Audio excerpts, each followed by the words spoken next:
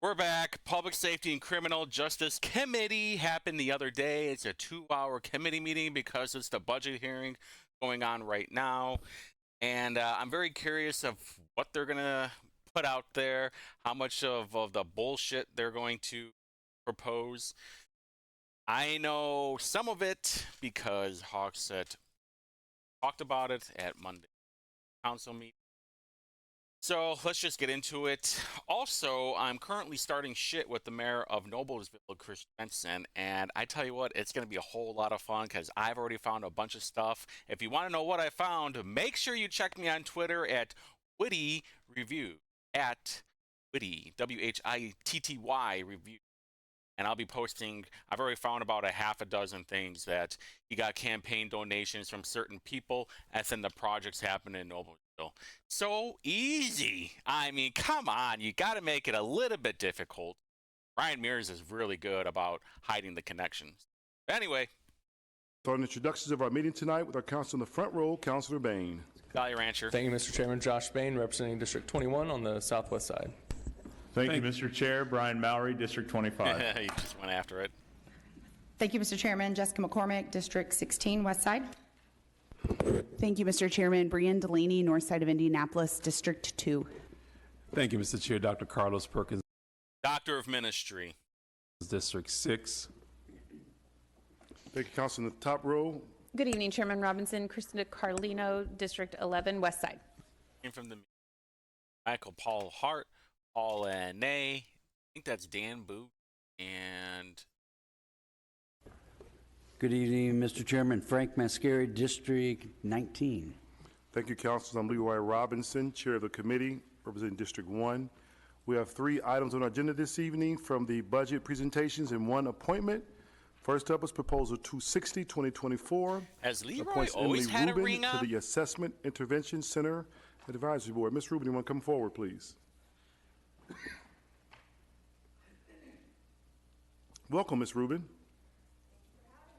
Glad you're here. Long history here of the Rubin Assessment Intervention Center Advisory Board. Long history. I don't know if those in the audience have not been around for a while, but something we did, maybe what, 10 years ago maybe? 10 years ago, we had this Rubin Engagement Center for one of our shelters, which branched off into the AIC, but you're here to be appointed to this board in honor of your family, so we appreciate you serving in this capacity. Thank you.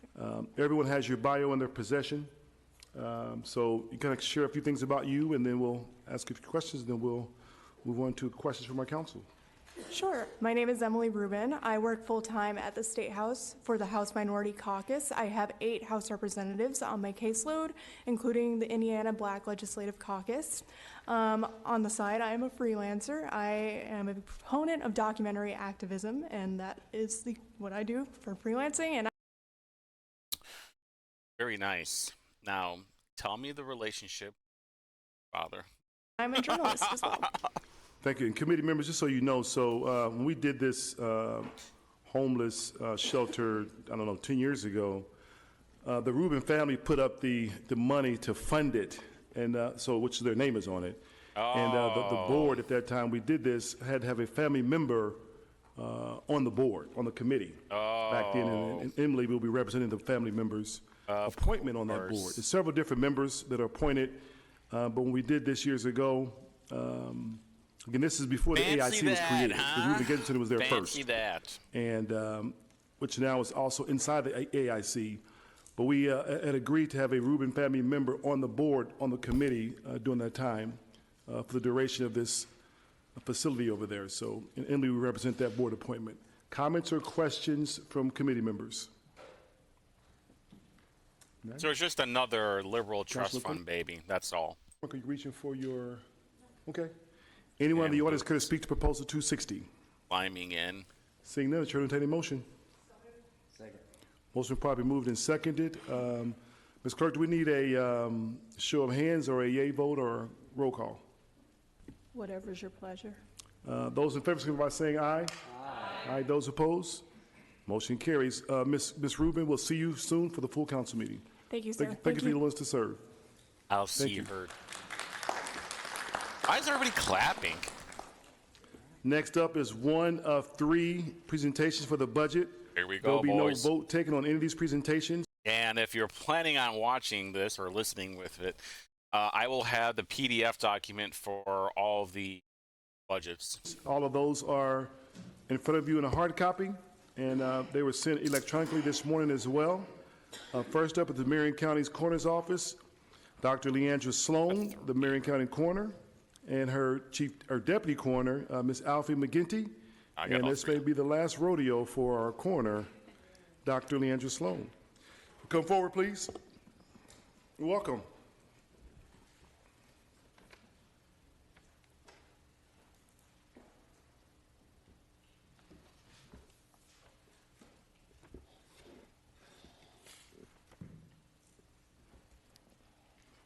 On? Oh, microphone. Good evening. Welcome, Dr. Sloan. Thanks for having me.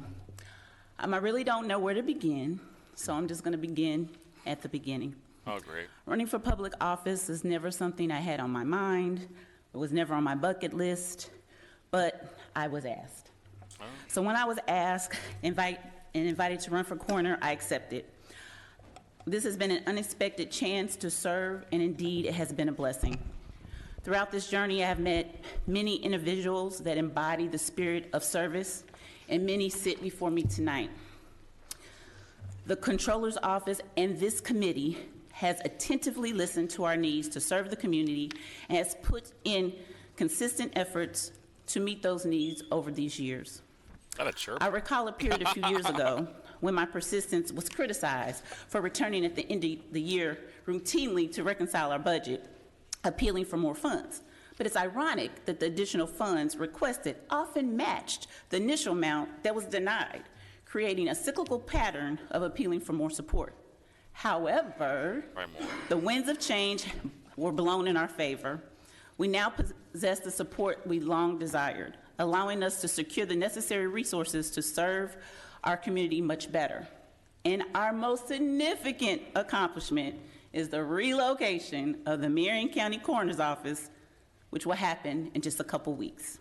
The persistence of over about 15 years, even before I got here, has finally paid off, and our new state-of-the-art facility near the criminal justice system will have this ribbon cutting soon. So those of you who have declined our numerous invitations to come visit, we have ample space to handle decedents now, ensuring that you won't see them or smell them. In fact, we have an exclusive area for any decomposition cases we have, so I want you guys to come on over. So reflecting on this unexpected path, I'm grateful for the opportunity to make a difference, often during the worst days of families' lives. Serving the decedents and their families has been a profound honor, and we still strive to become their voice.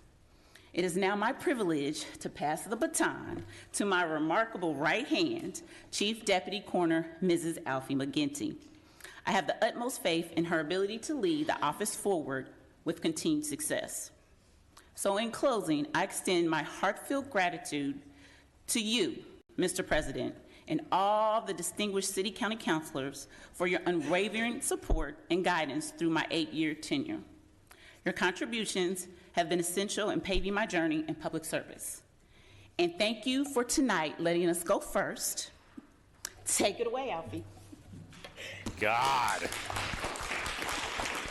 Dude, you take care of dead people, okay? I do want to make one correction, Dr. Sloan. I'm not the president. I don't want President Osleep. I'm trying to take him out. So I'm just the chairman. He's the president. But thank you. Good evening, Mr. Chairman. Microphone. Of the Public Safety Committee. All right. Thank you, Dr. Sloan, for your faith in my past service and for my continued service. Tonight, I will present to you the 2025 budget for the Marion County Coroner's Office. As you can see, our budget breakdown totals are per character. They do include federal grants and opioid settlement amounts, and specific breakdowns within each character are on the following slides. In Character 1, we had an additional FTE for 4 intern positions to increase the cost and premiums I need to take instead this of part using down. the I temp can't see service it. from Character 3. We added an additional 0.5 FTE for janitor to assist with cleaning the areas of our new facility. We did Dead bodies. receive opioid settlement funding again in Character 1 to fund 2 deputy coroners and 1 family advocate. Additional grant opportunities were achieved, which we applied for several grants, and we are waiting to hear if we have received those grant funds. So the difference that you will see includes the county general funds, state grants, and federal grant funds that make the total accumulation $3,466,248. In our Character 2, the successful first year of performing our own decedent transport has been a remarkable success for us. We are working towards exclusive contracts for supplies to control cost in Character 2 for supplies for performing autopsies. And we have seen an increase in fuel, but that is because we are now using our own vehicles to transport decedents to our office from death investigation scenes and hospitals. So we did see an increase in our general budget as a result of that. Anticipating additional grants, which we have already applied for, that will also be used in this character. So you will see not much of a change, but we do have a total of $266,145 to support the budget for Character 2. And in Character 2, or in Character 3, we do see a slight decrease in uncontrolled budget in Character 3.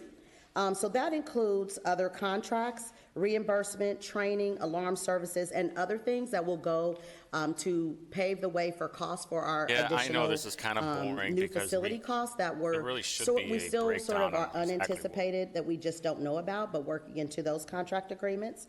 Additional contract agreements relate to death investigations in terms of forensic pathology pay. And forensic pathologists are the physicians who perform autopsies of our death investigations. We did see increased federal grant funds for project participation, so we will see a little bit of an increase in grant funds in Character 3.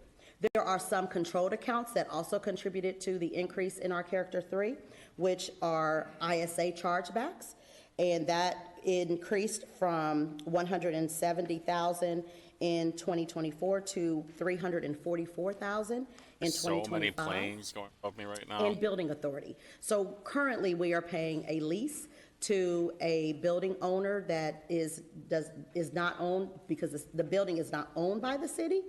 So we will go to paying building authority to manage the new facility cost. So in Character 3, we will see a little bit of an increase in federal grant funds, state grants, and county general funds.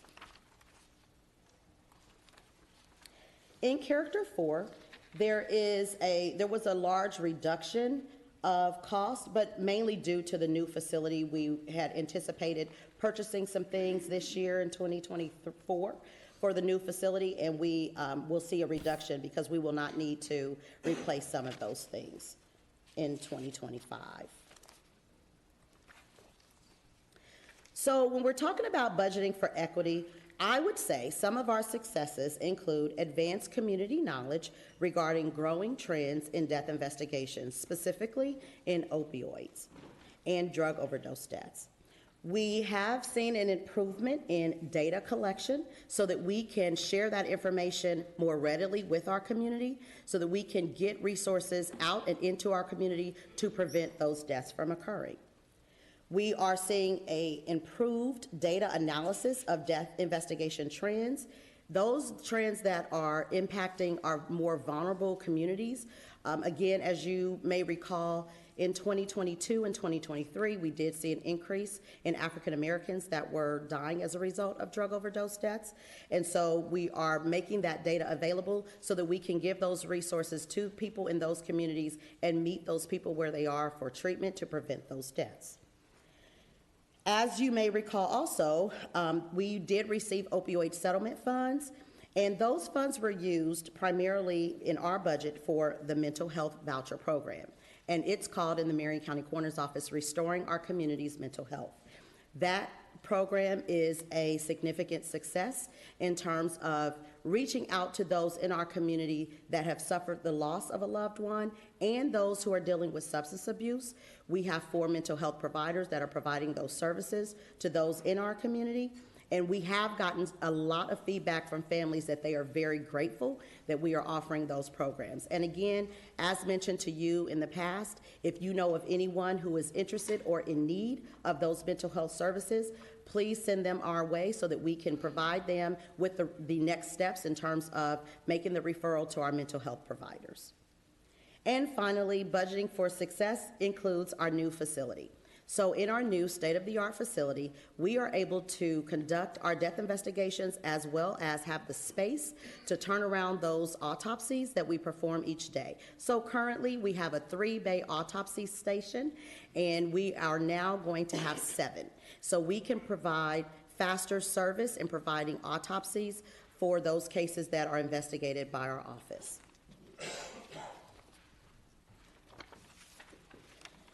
Also, budgeting for equity in terms of population. The Coroner's Office has continued to work on hiring and retaining more bilingual individuals of all various languages. But we also are trying to strengthen the mental health program and train people in our community for support. So peer support training program for those who need the support in our community for grief and loss. So we have provided a training that provides education for those in our community who want to get support for grief. Also in our 2025 budget and budgeting for equity, use of opioid settlement funds are going to be used to continue to provide mental health vouchers for those who are dealing with grief and loss. And we are going to continue to encourage our staff to participate in equity and diversity training. That means expanding our fiscal 2025 year to include regular contractors for participation to become minority and minority business certified so that we can capture those numbers in a more manageable way. And we have also removed the use of the temp staff in Character 3 so that more staff can receive the use of provided trainings through our HR department. In terms of budgeting for staffing and budgeting for equity, we are working on attracting and retaining diverse staff. We have provided, with the help of HR incentive programs, by using and looking at years of service and recognition ceremonies to reward those who remain employed with the city and with the Coroner's Office. Our current demographics are 10% of our staff are bilingual, and racially breakdown includes 53% minority, 37% are African American, 12% are Hispanic, and 4% are Asian. And leadership is 100% female employees and 75% African American. Hey, white people, you're never going to be able to work at the Marion County Coroner's Office, just to let you know, or Indianapolis, Indianapolis Coroner's Office, or pretty much anywhere in government if you are white, just to let you know. So if I were you, I would go and try and change your license to anything but white. Some of the barriers that we encounter in budgeting for equity is the residency requirement for employment. So sometimes it is very difficult to recruit and train those that do not live in Marion County, but in the coroner's office, because they have to be state certified as a deputy coroner, we have tried to work through that process for attracting and providing a waiver for those who do not live in Marion County because they are certified via the state. Additionally, budgeting for equity in our community engagement. So one of the things that we have been provided through the opioid settlement was hiring social workers and family advocates. And those people work with and meet with families directly within our community, meeting people where they are, and we are getting more involved in community-based events to share information such as our voucher program. And I have to tell you that Indiana, and specifically Marion County, is in the spotlight. I have traveled to about 4 different Corners and Medical Examiner conferences talking about our mental health program that you have allowed our office to have, as well as having social workers and family advocates. There are only about 7 offices in the nation that have family advocates and social workers. And when I talk about this topic, most of the offices across the nation realize that this is something that we need to have in all of our offices, in Corners and Medical Examiner offices. Because the one thing that people don't recognize is that while we take care of those who die, we also serve the survivors. And we need to have a opportunity to help the survivors get up every day and put one foot in front of the other. Oh, why is that the government's job, though? It's not the government's job. What are we even doing here? And so as I talk Hey, just by the way, while your roads are all fucked up and you're blowing out tires and ruining suspension, we're making sure that the families are taken care of from gang shooting. About this program that our office is doing, I give a lot of credit to your committee for allowing our office to do this, to serve those in our community so that we can meet people where they are. And are there any questions? We have a couple of appendices here that I don't think we're going to talk about in our budget, but you have an opportunity to review those. Thank you, Ms. McGinney, for your presentation. Comments from councilors. Councilor Perkins. Thank you, Mr. Chairman. Thank you, Dr. Sloan, and thank you for the work that you've done over the last 8 years, for representing the community, for always keeping the community informed about the work you're doing. I have a couple of questions just in terms of the staffing. Can you just give us a general idea of the number of staff members that you have and the number of cases that you see on a weekly basis? I will tell you this right now, even before the COVID or the lockdowns, coroner's office was overloaded and they didn't have enough room for dead bodies. So this has been going on for a while. So when COVID happened, they're like, we have no room for all these bodies. Well, you had that problem before. That was one of the narratives that they were trying. So we have 41 staff that are employed by the county. We have 8 contracted forensic pathologists, and we conduct over 4,000 death investigations a year, and we perform over 1,600 autopsies annually. Thank you. Thank you, Councilor. Leader Mowry. That's 30.7 a week autopsies. On your barriers where they have to live in the county, is that something pretty common in other counties around the donut counties? In fact, we have several of our deputy coroners who work and can work in Johnson County and in Hamilton County as part-time deputy coroners. So what would it take, do you think, or what can we do to help with that? If that's a barrier, how can we help with that? And how did we not know about this before? This could. Yeah, that's an enterprise-wide question, I believe. In my 27 years with the coroner's office, it has always been a challenge for me to employ employees who live in another county. But I think it's enterprise-wide, and so that would be more of an HR question related to what can we do as an enterprise to recruit people. Again, I just had an autopsy tech who moved to Hamilton County and lived in Hamilton County, but was an excellent autopsy technician and cannot work for office. So that is something that is above the purview of what I am able to do, but that is some of the, that's one of the things that I've gotten. He's asking what steps do we have to do? Obviously, it has been a problem. And this is the first time that we're hearing about this. From HR that they do not live in the county. Seems like a silly barrier to have in place when we need quality people anyway. So if there's anything I can do to help with that, I'm happy to try to push that up the ladder and make that change. Thank you. Thank you. Thank you, Leader Mallory. Councilor Mascari. Thank you, Mr. Chairman.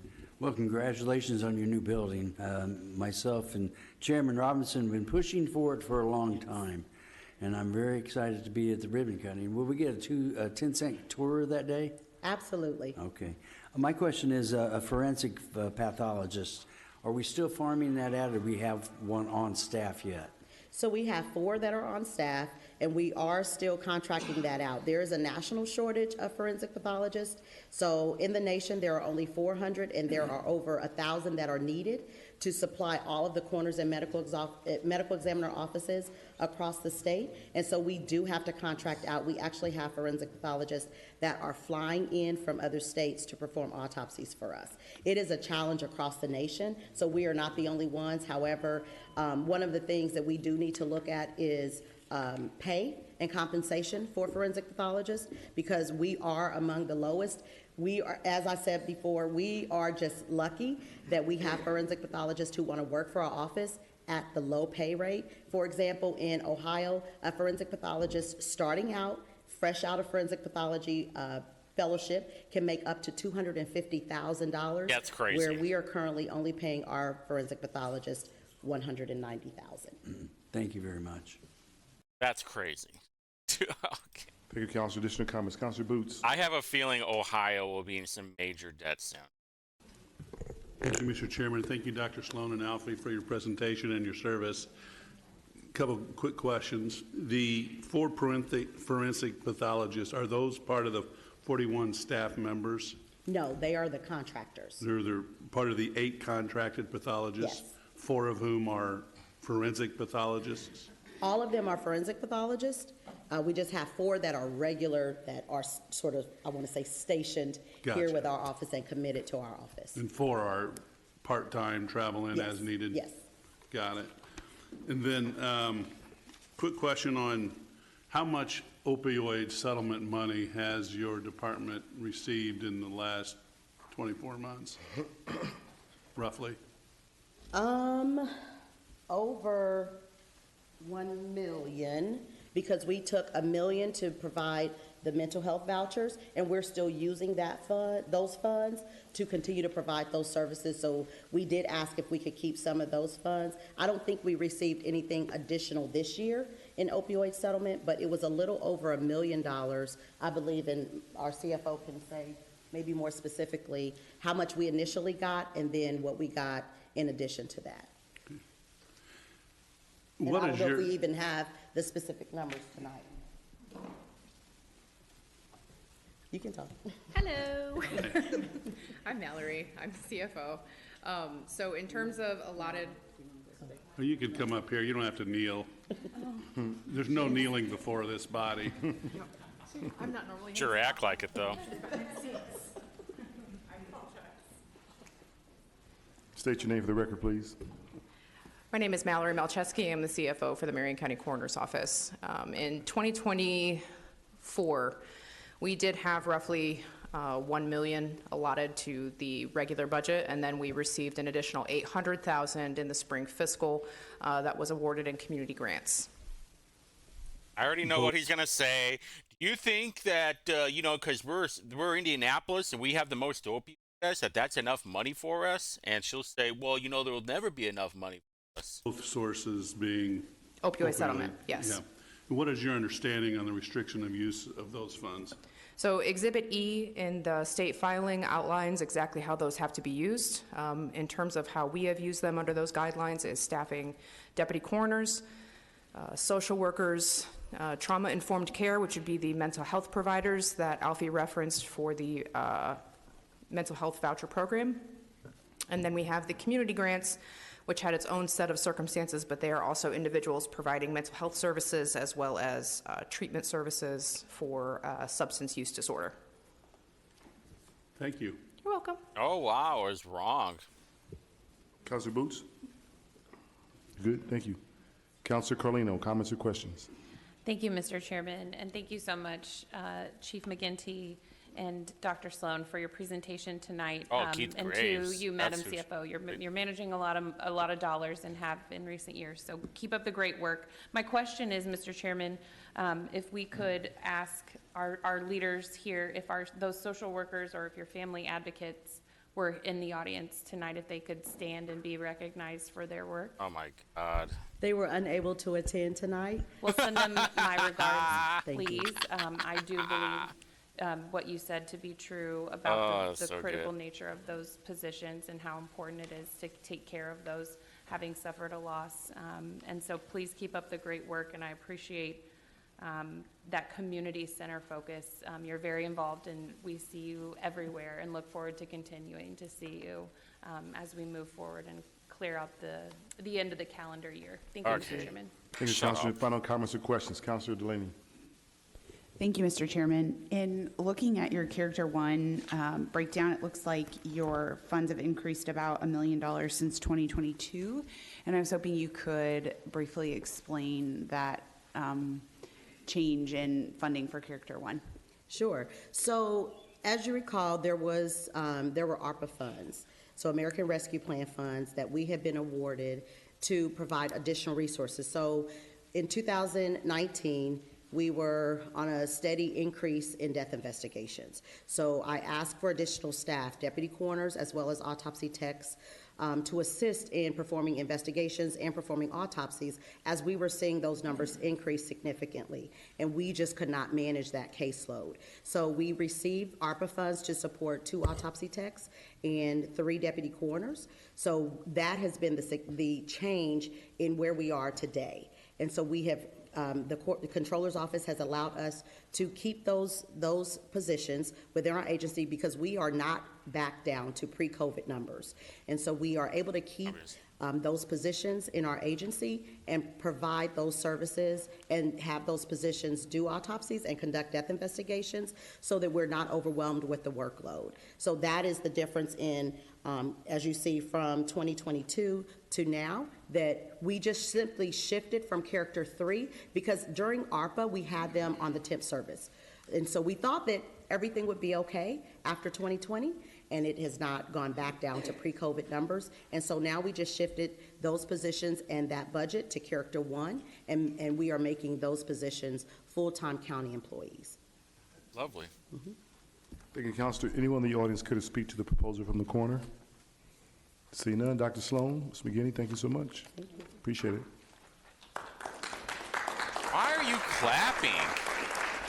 Why are you clapping? The next budget presentation is from the Indianapolis Mayor and County You Forensic Service presented a budget. Let's all clap for them. Agency. Shut up. Director Richard Amberger and CFO Kyle Squalls. Ollies. Pretty good. Still got an hour and a Director Amberger, half, welcome. but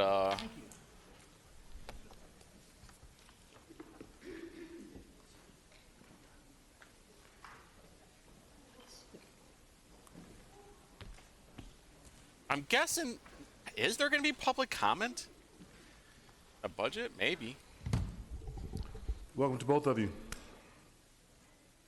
Good evening, Mr. Chairman, fellow councilors. Your microphone. Richard Amberger, Director of Forensic Services. Oh, I thought it was up. I'm sorry. I am Richard Amberger, Director of Forensic Services, and I am accompanied by Chief Deputy Director in the back of the room, Leanne Harmless, Chief Operating Officer Kyle Swallows. I have Deputy Director Jordan Rodriguez in the back, and Quality Assurance Manager Dustin Crawford in the back. This has already been talked about once, but I want to bring it up. As we're merely weeks away from moving into our state-of-the-art facility, I want to acknowledge and thank this council, the full council, the mayor's office, OFM, the bond bank, and every contractor, subcontractor that has been involved in this facility. This is a dream we've been dreaming about for a long time, and we think the facility is going to be able to bring a lot to this community and the community justice system. I would like to touch briefly on the Forensic Services Agency and how we interact with the public safety community. The Forensic Services Agency is an incident reactive agency, meaning something happens for us to respond. That, for the most part, we live in the background of the public safety community. Our crime scene unit is our front-facing unit. It's the people that you see on the nightly news. It's the vans you see on the nightly news. They're collecting evidence at crime scenes. They're photographing, documenting, they do a lot of work on these crime scenes, and they spend hours and hours on crime scenes. The forensic evidence technicians, they work at the coroner's office. They photograph and collect evidence from the pathologist. And then we have our forensic scientists and our technicians. And that's a wide array of different forensic disciplines, from DNA, CODIS, serology, drug chemistry, blood alcohol concentration, fire debris, firearms, NIBIN, latent prints, APHS, and question documents examinations. All these individuals that I've talked about will testify in court proceedings when called upon by either prosecution or the defense. And with that, I'll turn it over to Chief Operating Kyle Swalls, who will present our 2025 budget for your consideration. Good evening. The $12.8 million proposed agency budget for 2025 is a $1.6 million increase over the 2024 budget. 22% of the agency's 2025 budget will be funded with federal grants funds. In 2026, we do expect to see a decrease in funds available from federal grants. However, we do not anticipate this will affect our 2025 budget. In Character 1, the increase in County General will cover cost increases from the COLA and employee benefits. The number of staff positions will remain the same. The Federal Grants Fund will continue to cover 3 existing full-time staff positions at our agency. And the Federal Grants Fund will also continue to cover most staff overtime that we have to work, such as when crime scene technicians are out at the scene. For Character 2, there's an increase of $7,000 in County General to cover the increasing cost of supplies, and federal grants will continue to cover several types of supplies needed for DNA analysis. In Character 3, there is a $400,000 increase from County General to fund the outsourcing of certain forensic DNA casework. This will help reduce our DNA case backlog and provide quicker results to stakeholders in the criminal justice community. We also received funds to cover increasing contractual expenses, including those related to the newly constructed state-of-the-art crime laboratory we will move into later this year, as you've heard. The Federal Grant Fund helps cover maintenance of scientific instruments and trainings for our staff, and we're also requesting permission from our federal grantors to allow us to use funds for additional DNA casework outsourcing in addition to the county funds that we're receiving in this budget. And in Character 4, county funds remain consistent for the 2025 budget when compared to 2024, but they were shifted from the County General Fund to the County Cumulative Capital Development Fund. And then for the Federal Grants Fund, we've sort of put an increased focus using our grant funds to purchase equipment that our staff need, and so we do anticipate that we will spend up to $177,000 more on equipment next year.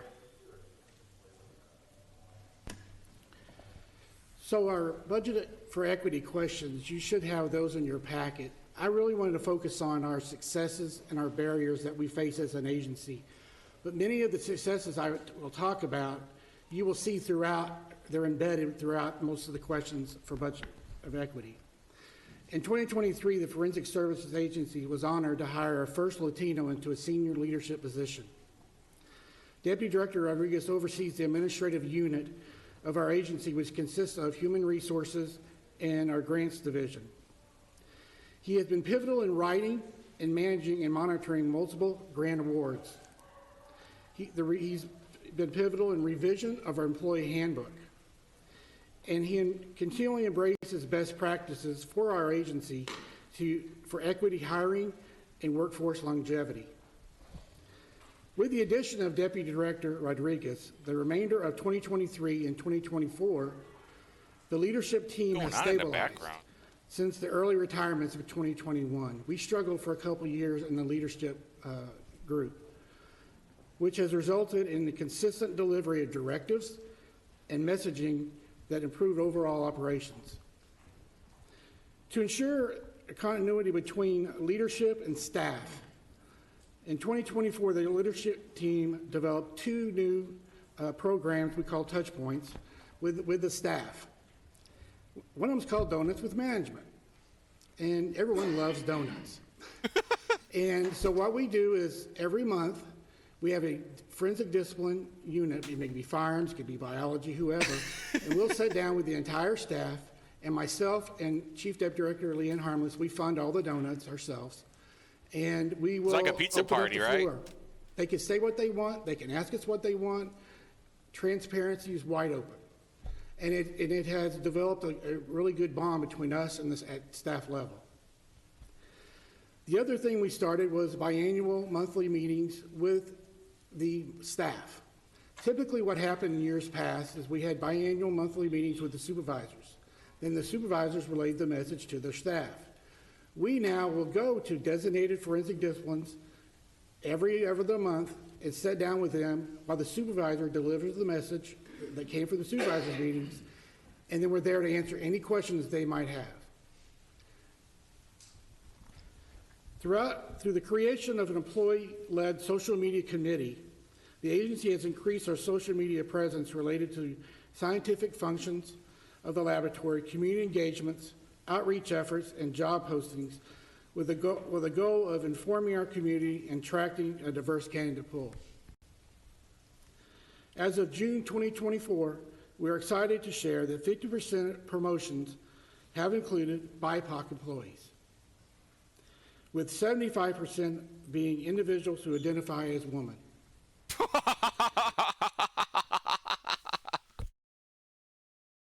Oh man, we are in such a clown world. As if they identify as a woman, hey, white folks out there, this is what you got to do. Just change your identification. In July 2024, our BIPOC and foreign-born employees now constitute 25% of our overall workforce. Affirmative action. From 21% right? Last year. The laboratory overall staffing is 67% female and 33% male, with managers, assistant supervisors, and above representing 52% female. The agency includes bias and ethics training during employee onboarding and annual internal ethics and bias training. So every year they have DEI training. This is what your tax money's going to, people. In March of 2024, the leadership team made a significant financial investment related to cognitive bias training led by Dr. Etel Dror from the United Kingdom. He is the leading researcher on bias and forensic science. Did they have to fly a dude in from the UK, or did they do it over? This training instructed 25 forensic scientists how contextual information can influence judgments, decision-making processes of experts, and steps to help mitigate those potential biases. Look at this guy Through fucking laboratory's nodding. initiative of submitting a proposed increase to tuition reimbursement, we're pleased to share that the 2024 tuition reimbursement has increased with approval from Office of Finance and Management from $350 a year to $2,500 a year. And lastly, a few other bullet points in addition to engagements of laboratory staff. Leadership conducted a series of discussions with area police chiefs. It's never been done before with the crime lab. We wanted to meet and greet with them and their executive staff to know who we are, what we can do for them, and how we're failing.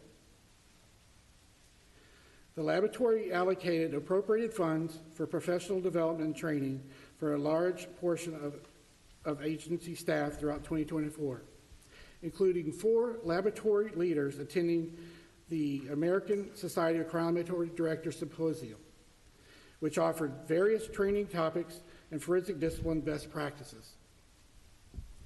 3 forensic scientists attend the American Academy of Forensic Sciences National Conference, where discussions were facilitated related to equitable justice, shared best practices in forensic science, and criminal justice advocates to drive systematic changes. The laboratory initiated a project to modernize and digitize are requests for analysis cards. Currently, we receive the paper cards from the property room. IPD can submit an electronic version. This is an effort to ensure required critical information for analytical testing is appropriately communicated by all Marion County public safety agencies, thus minimizing bias in casework analysis and enhancing our effectiveness as impartial scientists, enabling us to serve residents without prejudice. The agency solicited input from our public safety partners through biannual surveys to ensure policies and procedures are being followed and ensure absence of bias in our analysis. Leadership engaged with the Indiana University Indianapolis, formerly known as IUPUI, related to their forensic program and a roundtable discussion and recruitment efforts.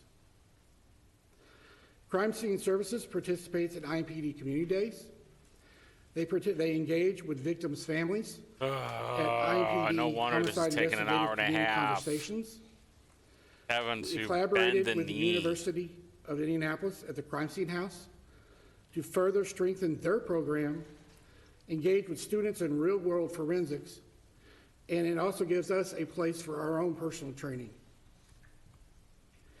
We've offered internships in 2023. We didn't offer internships in 2024 because we were really busy with a new lab, and there just wasn't enough projects to go by.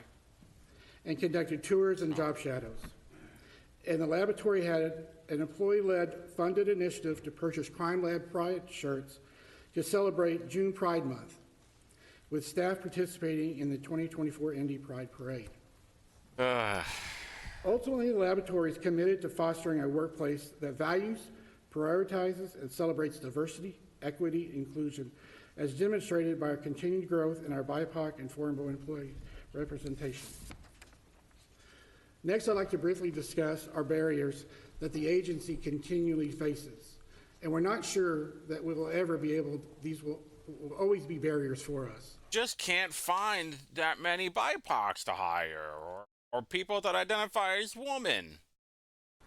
One is a key barrier to achieving progress in our budget of equity is the availability of a diverse candidate pool for forensic vacancies. Boom. As demonstrated in higher education programs, BIPOC demographic students do not trend toward forensic-based programs, which negatively impact our hiring. You know, it would be a really good idea if you just ditched the whole equity and you just hired the best people. And look at this smirk by this fucking prick right here. These programs are heavily female-based, though. Look at this asshole. Which negatively impact our hiring. These programs are progress. I'm gonna go back. Look at this fucking guy's smirk. Who is this asshole? For forensic vacancies. As demonstrated in higher education programs, BIPOC demographic students do not trend toward forensic-based programs. Look at him. Which negatively impact our hiring. These programs are heavily female-based, though, and that is demonstrated in our own staffing. This asshole. And then lastly, as a forensic science laboratory, we have very specific and most often proprietary supplies, services, and equipment that is required to complete most of our analytical testing. There are unfortunately very few XBE vendors that can service these products and services. However, we are continually evaluating our relationship with XBE vendors to outsource any operational needs that they can provide. Hold on. Look at this guy. Hold on. Look at this guy.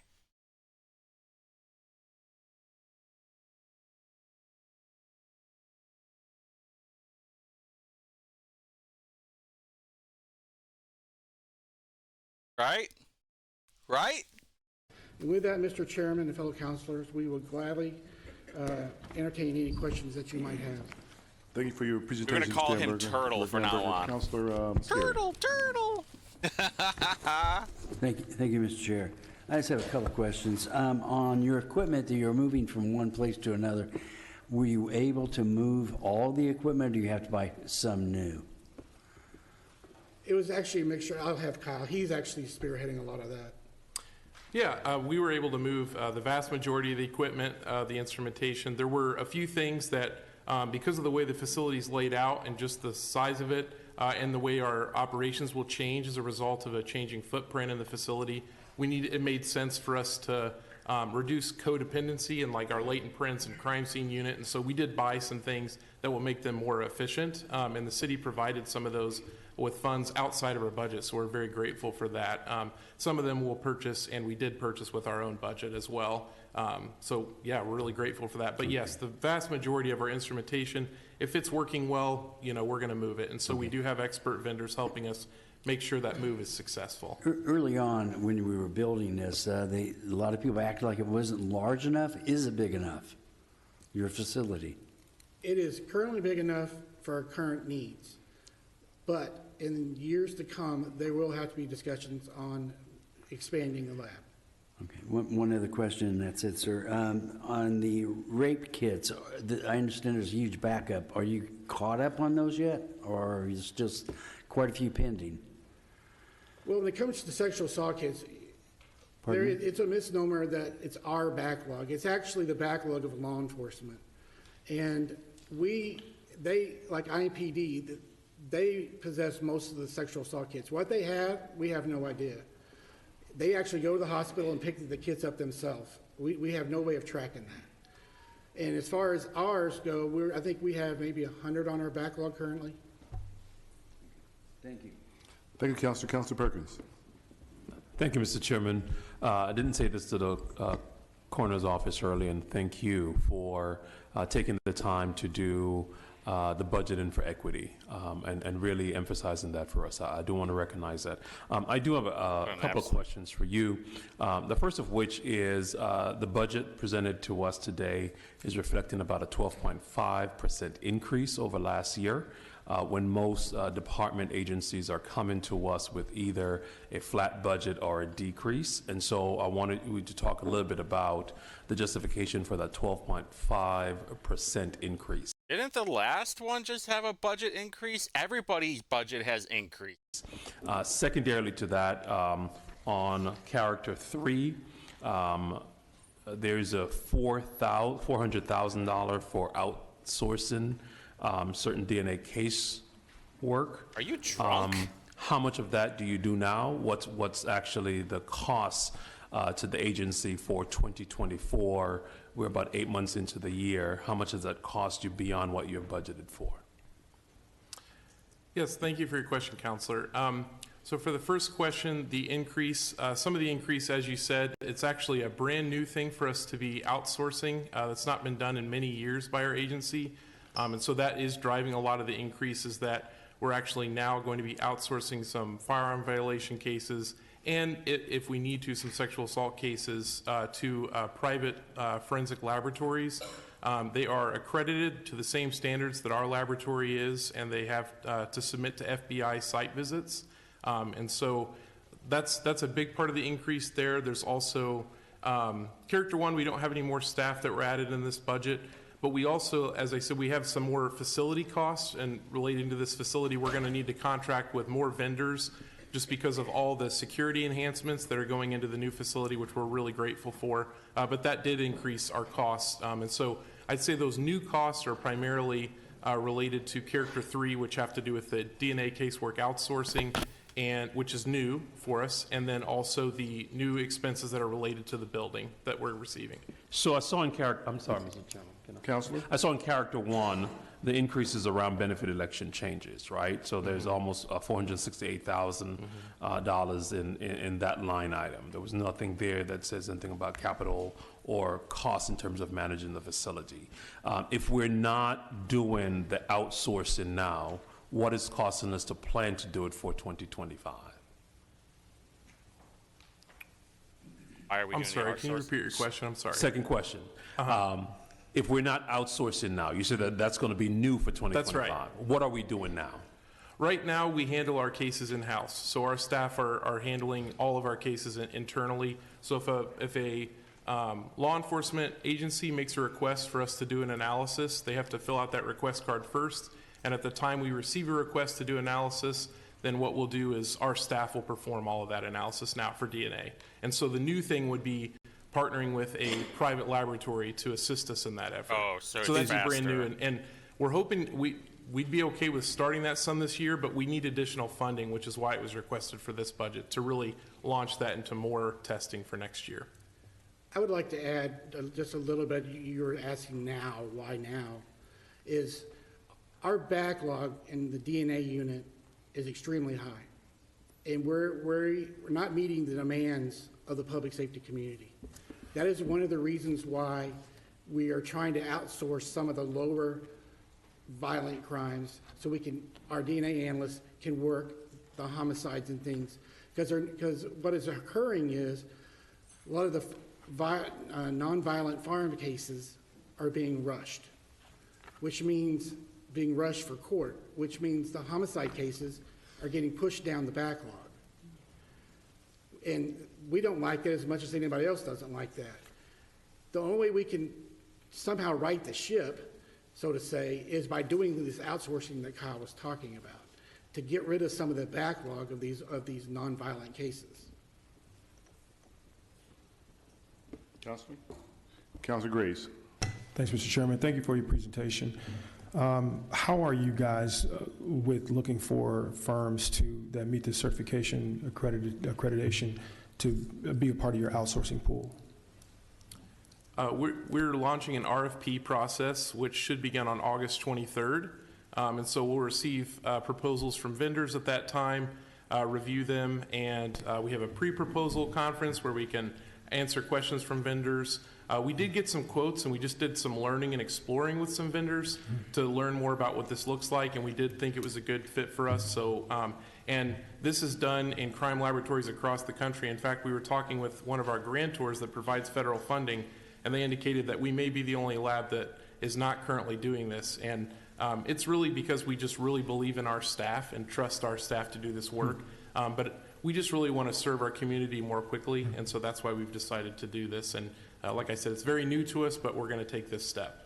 Good deal, and I'm sure the backlog is probably prompting you to have to spring into action there. Will you primarily focus on Marion County firms to work with, or are you looking nationwide or statewide? Whatever will get it done faster. Yeah, unfortunately, the list of vendors that I've reviewed that are subjected to the FBI site visits, none of those are located in Indiana, and so these are going to have to go out of state for testing.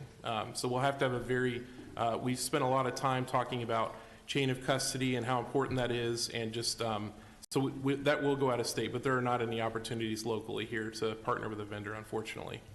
I've recently, Mr. Chairman, if it's okay, I've recently been introduced to a local XBE firm that is in the world of lab testing. So I'll make sure to encourage them to be a part of the RFP process.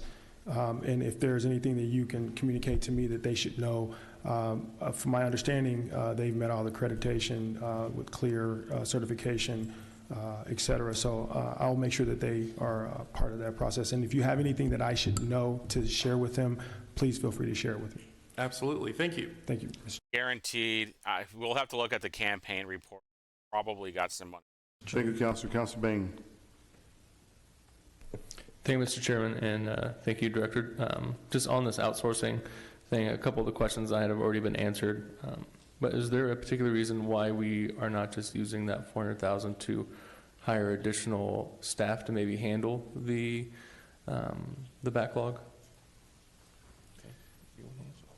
Well, we as much as we appreciate getting this $40,000, and as much as we appreciate and understand there's tough decisions to be made for every agency, we did request additional staffing. The decision was made not to give us additional staffing, and we did get the $400,000. I'm sorry, not $40,000, and so we are appreciative of that.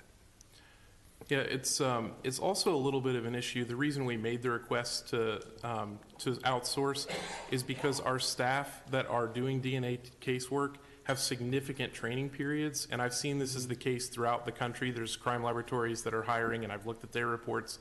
It can take a couple of years to get someone trained to really be able to do independent casework where they can go and testify in court on their findings. And so because it takes a couple of years and we need to be more responsive to our public safety partners, we're just wanting to get this done more quickly. And so these labs have these people that are already trained and ready to do it. And so this is a way to kind of take a surgical approach to just a percentage of the cases we have and try to get them a quick turnaround so that those cases can be prosecuted and so that our staff aren't running from one case to the next that are a rush, and they can focus on more violent crimes like homicide. Let me break that down for you. Turtle over here is going to throw a smirk of saying, well, listen, the staff that we have, we're only allowed to hire a certain amount of staff with a certain amount of race and a certain amount of gender. We would love to spend that money on people that are very capable of doing it. Unfortunately, Marion County is full of morons that care more about affirmative action than they care about solving cases and getting the scumbags off the street. And Turtle over here is one of them. If you want problems solved, hire the best. It's that simple. Okay, and I know this is just a small portion of your budget, but just so I understand the timeline, you originally requested funding to hire additional employees. That was rejected, and so then you came back and asked for funding to outsource? They were requested in conjunction with one another, so all at the same time, kind of a two punch is what we tried at the first, and then this was funded. So Okay. all at the same time, yes, sir. Thank you, Councilor. Councilor Delaney. Thank you, Mr. Chair. Yes, my first question relates to the outsourcing. Are you flying in the out-of-state techs for court cases when they're being called as witnesses? That's something that we sat down with the Marion County prosecutor to discuss, and he's aware that that may happen. We are trying to make decisions to send things off that he may not have to make that decision about. But that will be up to the prosecutor's office to decide that. And when we talk to the vendors that we kind of had those discovery meetings with to learn more about what their process is, that is how that's handled most of the time across the country. Is the prosecutor's office will have to make that decision about whether they feel it's worth it to have that person come and testify in public or in person, I should say, rather than providing virtual testimony. Very interesting. Thank you. And then my second question relates to the new building. This may be for someone from the controller's office. As I was looking at the coroner's budget and your budget, it doesn't look like there's any huge chunks that are, being allocated towards funding the new building. And I wasn't on this committee last year when the buildings were. I'm not sure if they were voted on at all by this committee. Maybe you should have asked. Maybe if you were like me and have been paying attention for the last years, I mean, I don't know the answer. But. Yeah. So I didn't know if either you or... But that would have been something I would have asked before the meeting. Or, hey, someone give me the lore of this whole building process. Or the controller, someone could just explain whether or not that hits the budget, and if not, how that's being funded. You really are an idiot, Brianne. You really are just a big, dumb dipshit. I will probably defer to OFM. The budget for the building was handled outside our agency's budget. You're correct. So Okay. OFM would be best to answer that. Thank you. Ms. Controller? Thank you, Mr. Chairman. The forensics facility as well as the coroner's facility were financed with bonds that were issued as part of the Circle City Forward initiative. So those are lease revenue bonds that are backed by an unlimited pledge of lit. Those were issued in, I want to say, 2021, perhaps. I know it was during the pandemic. It may have been a little bit later. I'm going to guess this was all at the same time because I think it was 3 buildings that were approved. The coroner's office, the DPW, waste, I think, and then IACS. I think they were all approved at the same time. than that. But no, we issued those bonds a few years ago to generate the project funds, and those bondholders will be, the payment on those bonds, I think we had a little bit of capitalized interest, but we'll be repaying those bonds, and the financing will work that the user groups pay lease rental payments to the building authority, and those are sized to match the annual debt service payments that are due to the bondholders. So when you see their rent in the budget, that's actually going to be their debt service payments. And it didn't look like either one, I mean, neither saw huge increases, but are those not going to hit in the 2025 budget then? I would guess no. I should know this off the top of my head when the debt service payments are required, but we've budgeted for them, so they're covered. And if you recall, when we've been making our presentations to the caucus and to the council as a whole, there's a section in those pie graphs in the beginning of the budget presentations and in the budget books that refer to the debt service entity. That's where we put money in the fund to make sure that our bondholders are paid. Thank you. Mm-hmm. I'm going to guess no. It's kind of like when you buy a home and you don't have to pay mortgage for the first 3 months. I'm going to guess that they're giving them like a year, and then to after you actually move into the building, because you need to accumulate some funding for that before you can even start paying it. That's my guess, but I'm not sure. Mm-hmm. Thank you, Councilor. Councilor McCormick. Thank you, Mr. Chairman. I have 2 items. So to the outsourcing, seems to be a hot topic. Is there a plan that this wouldn't be needed, right? So if we have a backlog, if we can outsource some things, then over X amount of time, we won't need to do that because we'll be caught up. Do you have a timeline on how long the outsourcing might need to happen to remove the backlog that we have?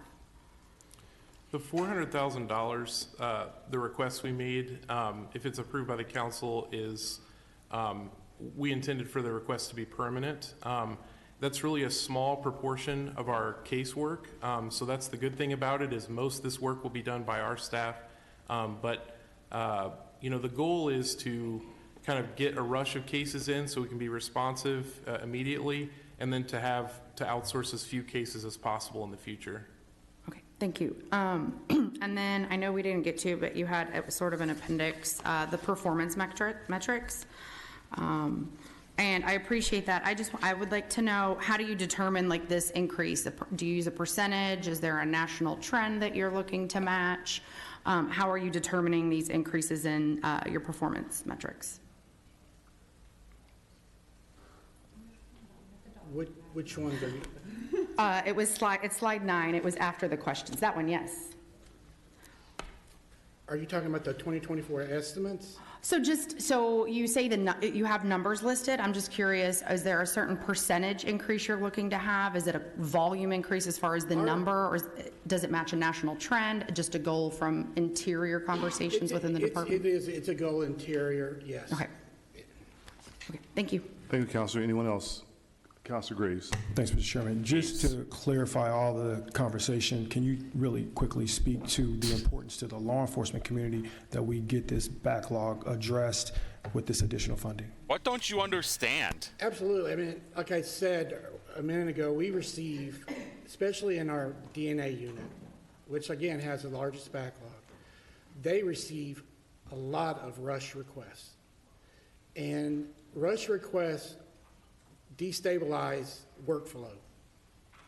And because of that, the cases that are most important to everyone get pushed down the backlog because these cases that they're needing for court. And that's our biggest problem. And that's what we're trying to rectify. And that's, as Kyle said, that's why we're trying to take a surgical approach to get rid of a lot of these, not get rid of, it's not the right word, to handle a lot of these cases.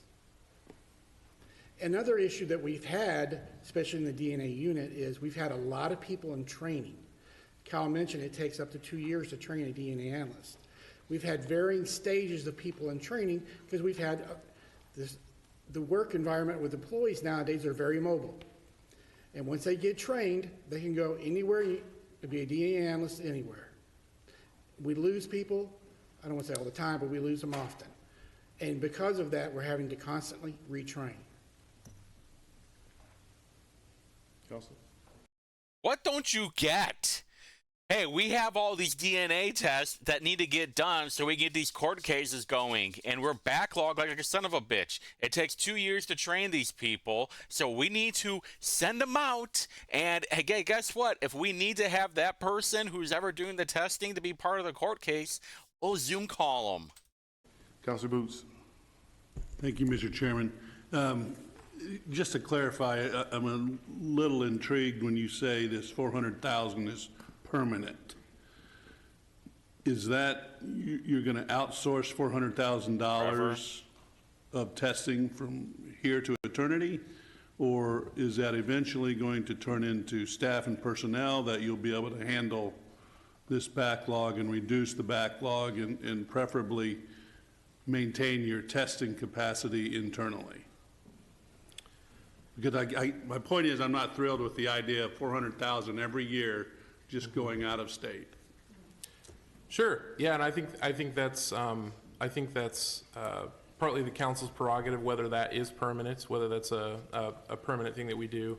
I think that I think where I'm at is we are looking at outsourcing being a portion of our casework so that we're not in this position again.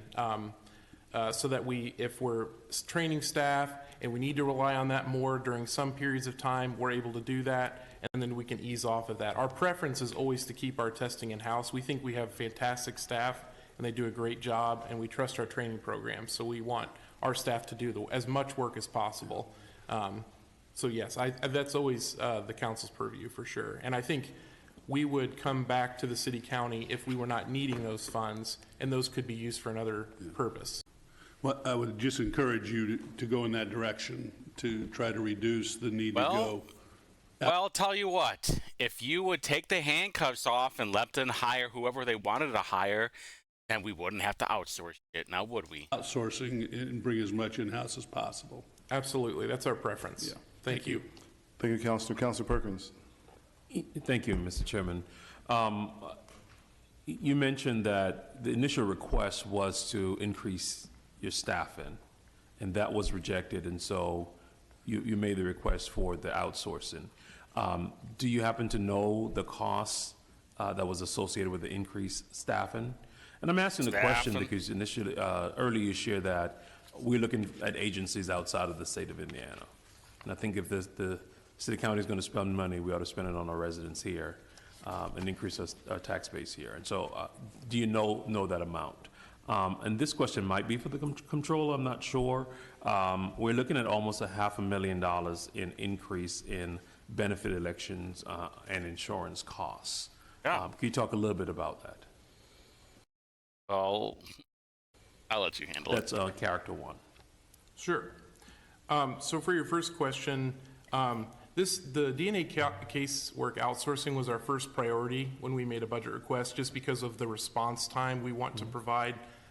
We've reallocated our staff, we've added more people into our DNA unit, and because of the training periods, it just quite hasn't been enough. And so to be really responsive and quick, we wanted to do casework outsourcing. So that was our number one request. And of course, OFM has a litany of requests they receive every year from agencies, and so they have to make difficult decisions about which of those funds to approve.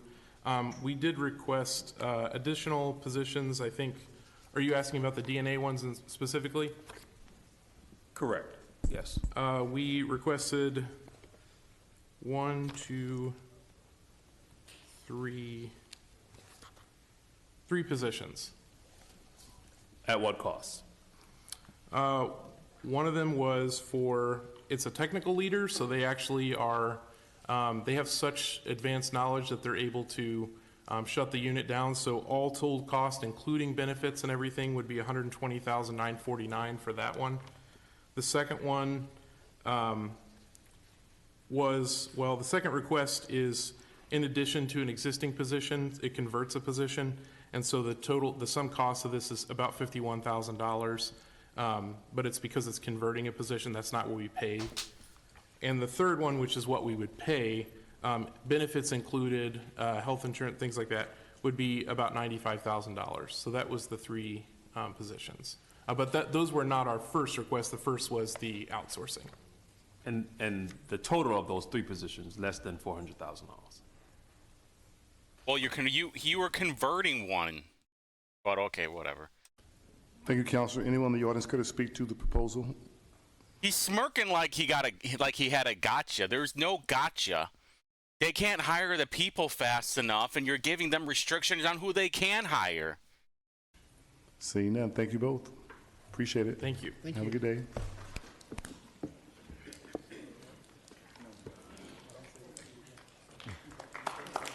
What are you clapping for?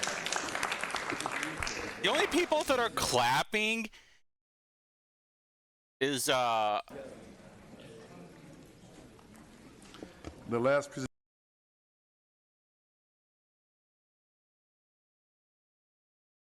Ask. Yeah, the only people that are clapping are probably the people in the audience. Presentation this evening is the Office of Public Health and Safety, Director Romy Bernard Tucker, and CFO Carlette Duffy. You want to come forward, please? Director Bernard Tucker is taking the podium. Yeah, she's serious. It's the litigator in me. That's the attorney in you. I know it. It's the attorney in you. I already know. I like it. Welcome. Thank you, Mr. Chair. Good evening, everyone. Again, thank you for this time here today. My name is Martine Romy Bernard Tucker. I am the Director of the Office of Public Health and Safety. One of the worst run departments there are. Commonly referred to as OPHS. Do we have our slide? Can we get the...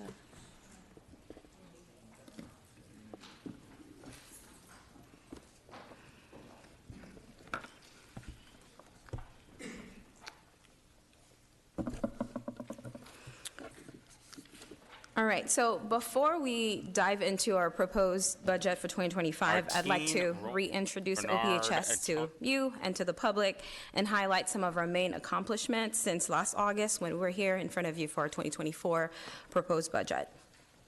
So OPHS is comprised of 5 core divisions. We have reentry services, community nutrition and food policy, homelessness and eviction prevention, behavioral health, and community violence.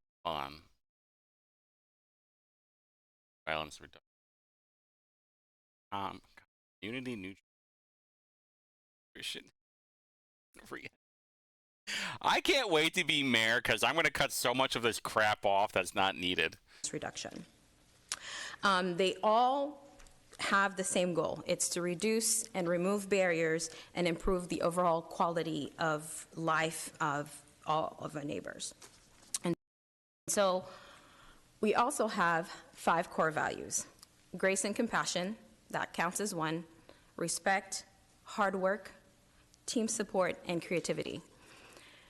These core values are important for us to understand and to know because they guide every program, every person, and every relationship out of OPHS. This is okay. So let's see them. 2021.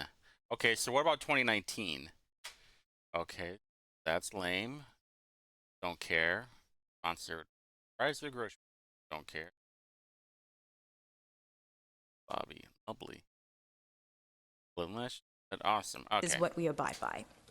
So, key accomplishments. First, prevention.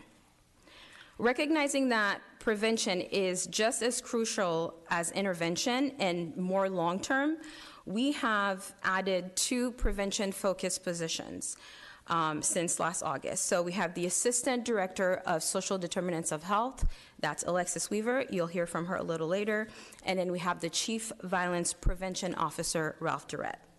We've also increased our youth outreach through our Summer in the City program, which started as a pilot last year and was expanded this year. We doubled the class size and provided transportation, breakfast, lunch, and snacks to kids 12 to 18 at no cost to their parents, and that was for about 6 weeks. Thank you, taxpayers. Of course, as the mayor mentioned on Monday, under our community violence reduction in partnership with Indy Public Safety Foundation, IMPD, and many other community partners, we saw a 19% decrease in criminal homicide at the end of 2023. Computer, tell me what the homicide was in 2019. A total reduction of 32% for the years 2022 and 2023. And Deputy Director Lopez will talk to you more about that a little later. Oh, I can't wait. Under our homelessness and eviction prevention, we have channeled our efforts into eviction prevention, expending our capacity, resources, and education to ensure that more residents can remain in their homes. Oh, wait a minute. They're calling it criminal homicide. That's right. They tried this before. They did this before, where they're trying to change the language of it. We've served over 2,000 neighbors through our tenant advocacy project, and a majority of these people were Black women, or household led by Black women.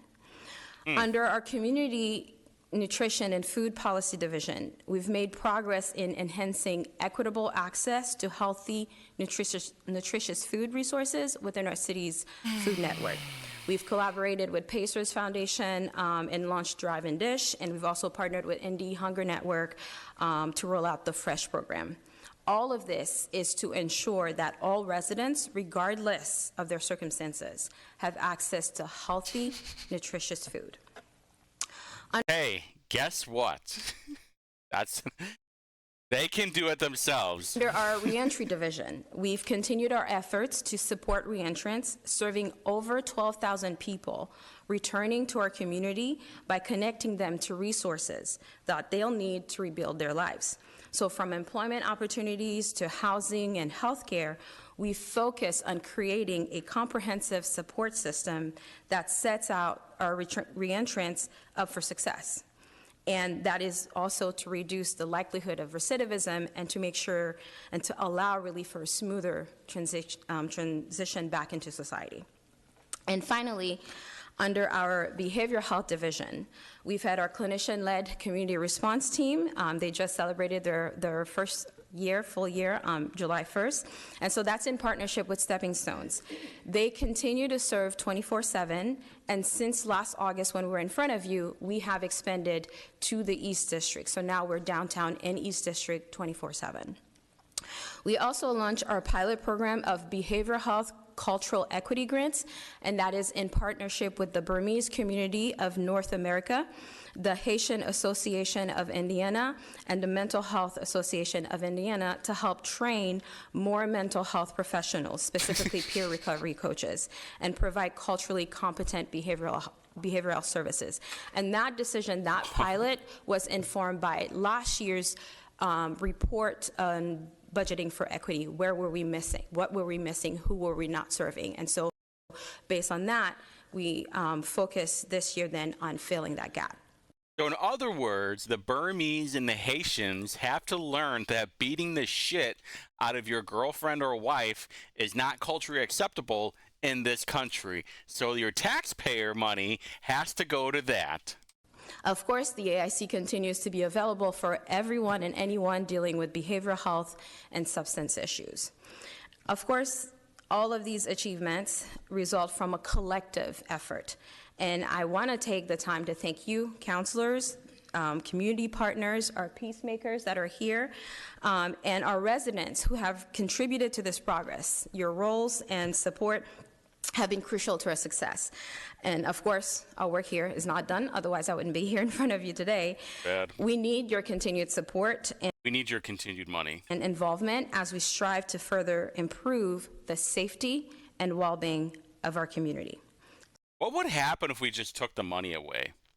What do you think would happen? And then we just arrested the bad people, and then the violent people would just put them in a hole. So let's look at our 2025 proposed budget. And for that, I will call on our CFO, Madam Carlette Duffy. Thank you. So before she starts talking, so I decided to do a little research myself with ChatGPT. Take it for what it is. You know, I think there's a good base model. So the amount of homicides and the amount of criminal homicides. Yeah, okay. Whoopee. It peaked in 2021 for both of them. 2021, there were 271 homicides, and then there were 249 criminal homicides. And then And now I had to change the language of how this was because the numbers represent the total number, which have generally been on the rise. But then I said early reports suggest a decrease compared to 2022. This is why sometimes you have to ask the question in different ways for the AI.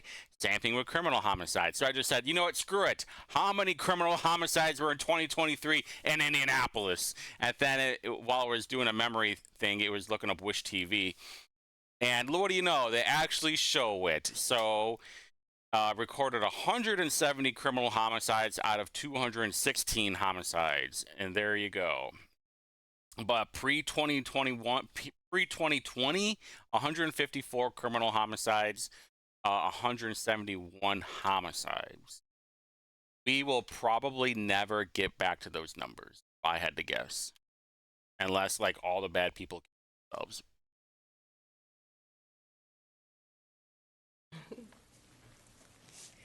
Good evening, Chair Robinson, and to the rest of the counselors. The total budget for the Office of Public Health and Safety is $28 million, $28,602,481 to be precise, comprised of two components, grants and consolidated county or general funds. Grants are both local and federal, which total $4,582,003. Consolidated county totals are $24,020,478. Our Character 1 breakdown, the total for our Character 1 is $3,157,555. Our consolidated county increased by $696,000 or 30% of growth to fund our current staffing levels as it relates to our COLA, and also much of this increase is attributed to a change in our attrition rate previous to the last 45 days where we've lost a couple of employees. OPHS has maintained staffing levels at near capacity, requiring us to request this decrease to OFM, and OFM granting us a decrease to 5% for the attrition rate. Everybody's getting 700,000.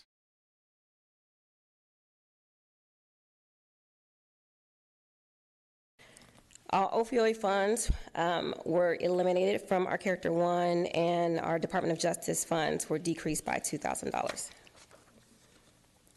Our Character 2 breakdown shows that we have a balance of our budget of $163,400, which is, it maintains our 2024 budget levels. For Character 3, our request is $25,118,875. This balance reflects a consolidated increase of $61,000 for our chargebacks, an increase of $213,000 as a result of a technical growth by the AIC of $206,000, which was from the reduction of our opioid settlement. Originally, our opioid settlement dollars for 2024 were $506,609. Those funds were to go to Consolidated County, and instead of the $506,000, we received $206,000 in AIC funds. Our federal grants reduced overall by $1.5 million as submitted. However, $960,600 in federal grants were requested in collaboration with Congressman Carson's office to support the efforts of our Gun Violence Reduction Strategy Program, also known as GVRS.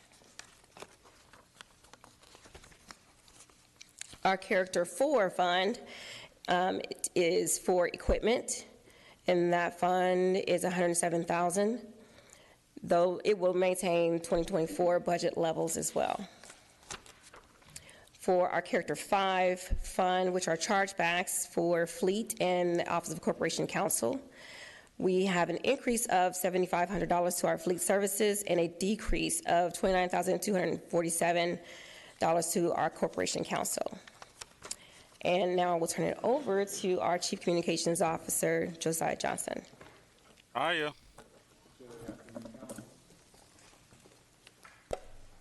Good afternoon, Council. Thank you for your time. Equity, diversity, and inclusion has always and will remain central at OPHS. Although our staffing metrics... Hey, everything else, hey, we're only worried about DEI and OPHS. Everything else can take a back seat. ...have changed within the last 45 days since the graph shown before you was requested. A majority of our managers and executive leadership identify as Black, African American, Latin American, LGBTQIA, or those who have served in our U.S. defense. Having a diverse workforce paid at competitive rates increases our staff's longevity and organizational knowledge, aligning with our mission of both equity internally and externally. Instead of coming and talking about barriers for staffing, we decided to pivot this year and provide insight on how we equitably impact the community and help them navigate their barriers. The diverse multicultural leadership helps to identify gaps in service and resources within the Indianapolis area. OPHS works internally with agencies such as purchasing to develop innovative approaches to navigate those barriers. By effectively assisting our neighbors in emergency payments and other non-traditional needs, we demonstrate our commitment to equitably impacting our community as we apply various perspectives when curating innovative and preventative programming. When using equitable practices for community engagement, curating those engagements without community input would prove inefficient. This line of thought has driven our inclusion of external partners, stakeholders, and community partners when developing programs for our neighbors. Partners such as Thomas Ridley's One Like Me, Stepping Stones Therapy, Burmese Community of North America, New Boy, and Indy Public Safety Foundation directly have a pulse on the demographics they serve. By including them in developing conversations, we're more able to meet the needs of our neighbors, enabling us to provide tangible, impactful, and sustainable outcomes. And with that, I will turn it over to Assistant Director Alexis Weaver. This is so funny. How many times have I said it, that all of these DEI hires, you need more staff because these DEI hires are so incompetent. Look how many times they've had to change it over to a different person. And then the last two departments, it was like the same person was talking the whole time. I'm right about everything. I can't wait to be mayor. Microphone. I know. Microphone. So hard. I'll be loud. Okay, perfect. Thank you. Let me try that again. Good evening, Mr. Chairman and councilors. Thank you for bearing with me there. I would like to talk about some of the fantastic work that our divisions have done in 2024, as well as comment on the things that we will carry on in 2025. So beginning here with our Division of Community Nutrition and Food Policy, which has a goal of supporting local and urban growers and decreasing the barriers to accessing consistent, healthy, and nutritious food for all of our Indianapolis residents. I'd first like to highlight our Lyft Grocery Access Program, which provides low-cost rides to grocery stores. Our community has identified that some of the most significant barriers to accessing quality whole foods is both geographical location. We know there are food deserts in our community. You want to know why? Because no grocery store wants to put a store where there's a lot of crime going on, especially in Marion County, where our prosecutor is a piece of shit and doesn't want to do his job.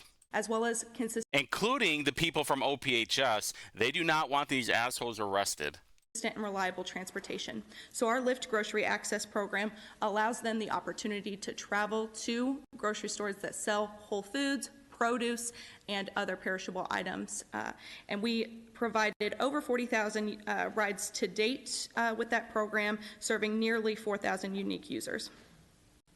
Additionally, our Drive and Dish program, in partnership with our friends at the Pacers Foundation, launched earlier this year in January. There, at 2 community centers, Edna Martin Christian Center and Christamore House, we have been able to serve over 4,000 households, delivering over 73,000 pounds of fresh produce. And finally, our LFPA program is a grant program through the USDA. This is our second year administering that grant. which endeavors to, on the one hand, buy agricultural products from socially disadvantaged farmers and ranchers in the central Indiana region, which then helps them to scale up operations and bring those products to market, which have the added benefit of adding to our food ecosystem. So on the other side of that, individuals are able to source disadvantaged BIPOC/BIPOC farmers. So they don't have enough money to go to the grocery store, so taxpayers will help fund them so they go to the grocery stores. Okay. increasing whole foods, eggs, and other perishable items grown here locally in central Indiana. Next, I'd like to pivot to our Division of Behavioral Health. As Director Bernard Tucker highlighted earlier, the Assessment and Intervention Center, or commonly known as the AIC, located on the CJC campus, has continued to expand in this past year. So the facility is now operational 24/7, We are and going our to be capacity like has Chicago expanded in from no 30 time. to 60 beds. We are also proud to have just passed the year mark on our clinician-led community response team, known as CLCR. Yeah. As mentioned, working this out? team has expanded to respond to downtown and east districts, and we have a full-time staff of 7 clinicians and 8 peers. We know that awareness of this needed resource in the community continues to grow, as July 2024 saw our highest monthly call volume since our inception, and that was at 80 calls. And we are very proud to report that 100% of CLCR's 530 calls have been responded to as of earlier this month. That's kind of their job, And finally, right? I would like to talk about a new program that we announced in July of this year, so just last month, and that is our pilot program for behavioral health cultural equity grants. This program will provide behavioral health resources to traditionally underserviced communities. That pilot program will begin first with our Haitian and Burmese communities. And what that will do, we have 2 fantastic community partners, HAI and BCNA, who will help us to host community forums, identify and recruit 20 individuals to go through a credentialed licensing program, or excuse me, credentialing program that the Mental Health Association of Indiana will present, and then that will set them up to be certified peer recovery coaches. Oh my God. Those are transferable skills that they can take back into our community and also increases their own employment opportunities. So we are thrilled to see that work continue this fall. Good God, you got to be shitting me. Hey, there's not enough Haitian and Burmese advocacy. We must spend more taxpayer money on it. Next, I would like to highlight our Division of Homelessness and Eviction Prevention. Many of you, I know, are familiar with our eviction prevention and tenant assistance programs. Our tenant advocacy project, TAP, as it's known, is deploys housing navigators and in-court attorneys to all 9 township courts. In 2023, we were able to service 2,641 households through that program. That has continued this year, and this is critical assistance to individuals facing eviction. We know that the pipeline from eviction to homelessness is a direct line, and so this is preventing more of our Indianapolis neighbors from becoming homeless. So we are thrilled to continue that work in 2025. A complementary program, the Tenant Legal Assistance Program, or TLAP, also helps tenants navigate different housing, civil legal matters such as habitability issues, and other things. We continue to provide resources directly to our unhoused neighbors in the form of regular encampment cleanings and the provision of public restroom facilities to promote ongoing access to hygienic and safe facilities. And we also because they keep pissing and shitting on the ground. Partner with Keys to Work for the Pathway to Employment program, which in the immediate provides an employment opportunity for our unhoused neighbors, but also Keys to Work does fantastic work on the other side of that to help them then secure ongoing stable housing. Okay, and finally, for my portion of the floor show, I would like to talk about our Division of Reentry. Our Division of Reentry operates the release lobby located on at the Criminal Justice Campus. Since opening in 2022, we have now passed the 12,553, to be exact, assessment mark. Those assessments help to identify ongoing needs, post-release, and get them connected rapidly to resources in the areas of transportation, housing, family needs, workforce development, you name it. We have dedicated teams of both staff and community partners housed there in the release lobby to do that work. Another fantastic addition to our reentry team this year, we hired our reentry housing liaison, Ms. Selena Testaway-Borges, who has done just a phenomenal job in the last year helping reentrants to navigate and connect to sustainable long-term housing. In total, she has helped 63 reentrants and their families navigate this process, and I want to specifically talk about a story she shared with me. One of her first clients was a father with 2 young daughters who was having an incredibly hard time securing stable housing based on past history, criminal history that, as we all know, that is an impediment to housing going forward and is a. It's almost like if you are a bad person or you have a history of violent behavior, apartments are not going to want to take you in. Huge risk for homelessness, and in this case, family separation. It's very hard for single fathers to find a place to go with their children. Not only was Selena able to successfully navigate getting them into a house where they could remain together and are together now, she was also able to, through her work, build relationships with leasing agents, landlords, and in this particular case, her relationship with that landlord expanded, and that landlord has now set aside 7 units in their apartment complex specifically for our clients. And that is a true testament to the power of community building and relationship building within that community. So we thank our Division of Reentry. I want to end on another very unique, fantastic program that the Reentry Division introduced over the last year with support from the federal American Rescue Plan dollars. We were able to start the Youth Media Initiative, which is a partnership with Voices and Wish TV, in which youth are allowed to tell their own stories in their own voice. Over and over again, we hear that the youth need an outlet that they are able to lead, to communicate, and so this program supports an entire student-run show, truly. So that's student-scripted, edited, televised segments. They choose their own topics. Look, and segments have ranged from teen mental health issues to social media engagement, education, civics, and so much more. And I'm going to stop talking about it because I would like to show you what we are talking about.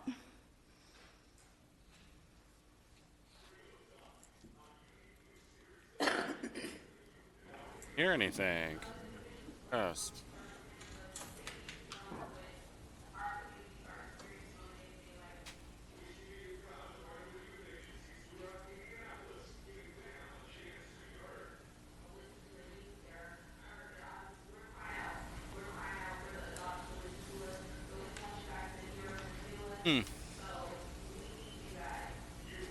We need the government to help us, is what she's saying. We can't do this by ourselves. We need the government. I'm noticing something here. I am real talk team member.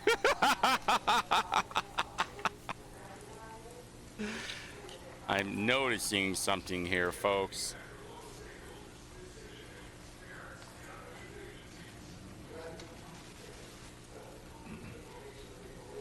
Yep.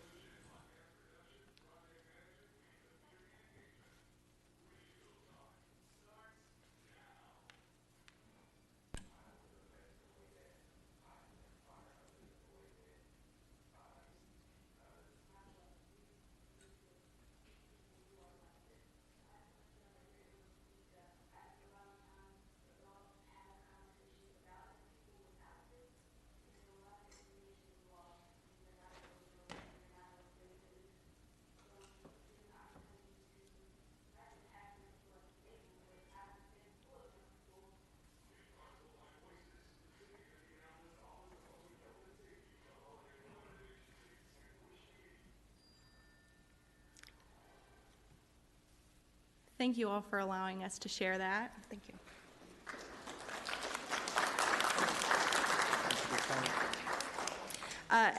As you can see, it's so important for our youth to be empowered, to have agency, and we are very proud of that work in 2024. And with that, I would like to conclude my presentation. Thank you again, Mr. Chairman and councilors. And I would like to now introduce our Deputy Director of Community Violence Reduction, Mr. Tony Lopez. Good evening, Mr. Chairman and councilors. If you help someone with their basic needs and address the root causes, you can help improve the outcome of their life. Why should the government be involved with that, though?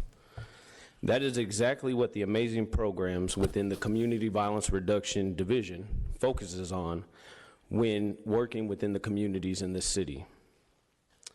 2 programs administered by the Indy Public Safety Foundation, Indy Champions, and Indy Center for Conflict Resolution. The Indy Champions streamlines help to victims and survivors of domestic violence and provide resources, education, prevention, and awareness to help serve our city better. You can see some statistics of the things that they have done this year. The Indy Center for Conflict Resolution offers accessible, impartial, and effective conflict resolution services to foster safer communities. They also provide trainings and education to communities, schools, and volunteers. Okay. Indy Peace is a partnership between the Office of Public Health and Safety and the Indy Public Safety Foundation. It is the community intervention part of the city's gun violence reduction strategy that focuses on reducing gun violence through a data-driven community approach. This year, we have started our 90-day neighborhood stabilization plans, focusing on 3 zip codes a quarter and providing support to communities that are regularly affected by violence. Our violence interrupters and outreach workers work to build relationships within these designated areas to provide services and support to the neighbors and to work to help reduce the violence. At the same time, our violence interrupters and our outreach workers 55. locate and contact those individuals Holistic violence prevention efforts. Have a father figure. that have been identified by focused deterrence as those highest at risk to be the perpetrator and or victim of gun violence in our city. They meet those individuals at their homes, in their safe spaces, to provide intervention and direct communication about the fellowship program and wanting to keep these individuals safe, alive, and successful. Our fellowship program helps these individuals change the trajectory of their lives through successes. These successes vary, things like obtaining their HSC or graduating from high school, becoming first-time parents, obtaining careers, when you're 15. having 401ks and benefits, enrolling into college or apprenticeship programs, becoming a first-time homeowner, and more. Through this investment, we have been able to help these individuals with their basic needs and address the root causes to help improve the outcome of their lives. I could tell you what the root I would now like for cause you all is. to hear directly from some of our graduates this year.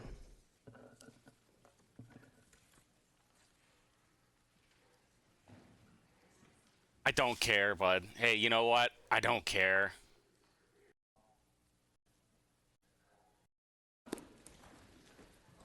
With that, we're ready for questions. Thank you, Director.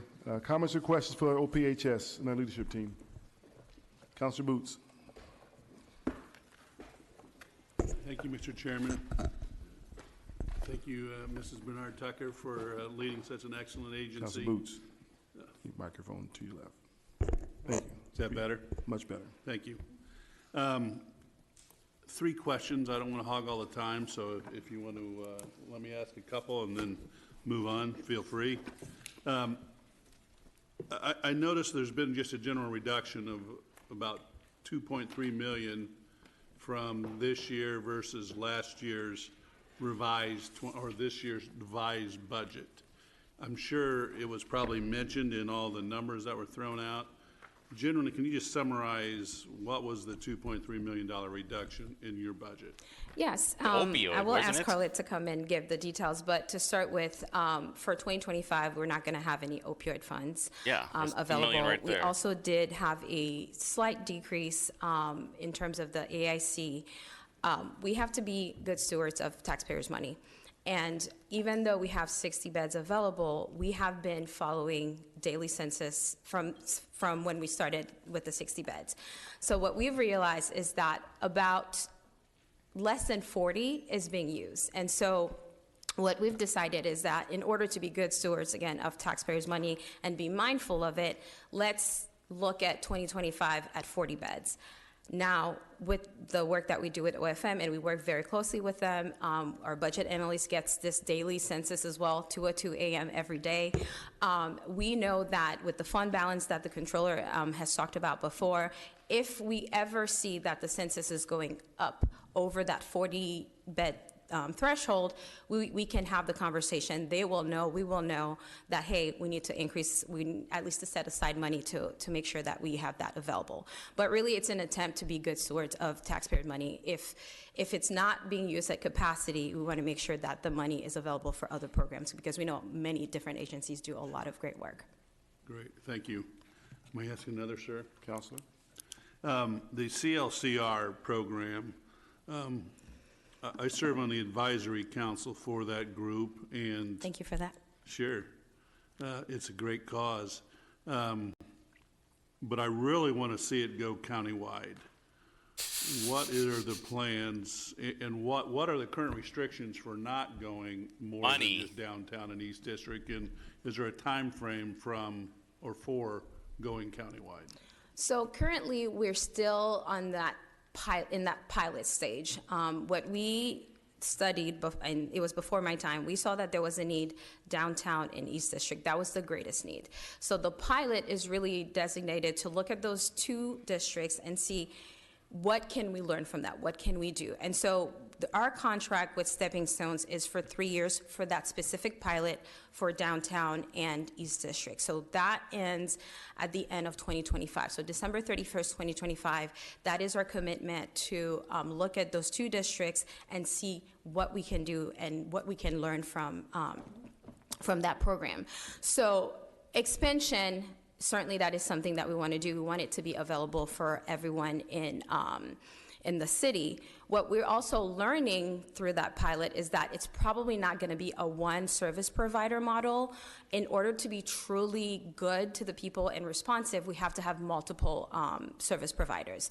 We are in conversations with other service providers that are getting their CCBHC designation, and that's community or certified community behavioral health clinics, and these would have, with those designations, they would have a mobile crisis team, and they would have to go all around Marion County. So what we're saying is right now, our contract is until 2025, it's for two districts, it's a pilot program, that's what we're focusing on, but in 2026, so we'll obviously start that conversation in 2025, but in 2026, there's the opportunity to expand it, but it doesn't have to just sit with the city. I mean, there are other providers like Eskenazi, Aspire, Adults and Childs. All of these groups are getting those CCBHC designations, and they can do the work. So really what we need to do, again, being good stewards of taxpayers' money, is collaborate with everyone to get the most bang for our buck, basically.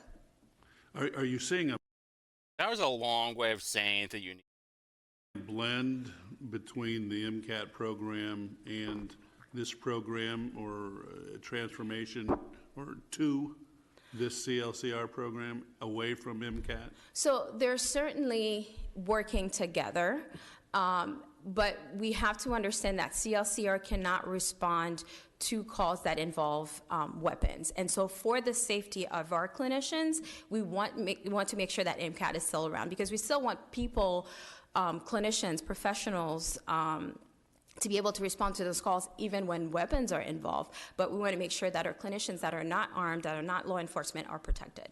Sure. So we're certainly collaborating. Sure. Thank you, Counselor. We'll come back. Don't forget, these like community people aren't really armed. They're, I think,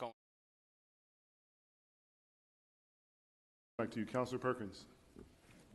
Thank you, Mr. Chairman. Thank you, Ms. Bernard Tucker, for the presentation and for the staff, the work that you continue to do. I want to follow up on Councilor Booth's question. Are you suggesting that those of us that live outside of the downtown community in the east side will have to wait for a whole nother year to get services that we think our district needs? I wouldn't say that, but what I can say is right now, the $3 million that we have that is under contract is for downtown and East District. What I can say is by the time it comes to it's going to be an even better program. But certainly if there are needs, I mean, MCAT is available. You know, there are other providers that are available. But right now, as the city program, we have to make sure that we're getting it right before we expand it to the big city that Indianapolis is. My man, you're in Pike Township, all right? Now, you don't need it over there. You need it in more of the urban, dystopian areas like downtown and the east side. Don't forget, like, where he lives, where Carlos Perkins lives, is like the highest crime rate in that district. And I do understand. Mr. Chairman, can I continue? Councilor? I do understand that.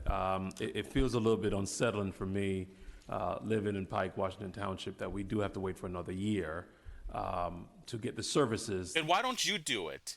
Why don't you do it then? Nothing is stopping you from doing it right now. That I think are well needed. I think one of the things that I've heard from my constituency is the importance of having a clinician to respond to a family member that's in crisis, that they need some mental health support.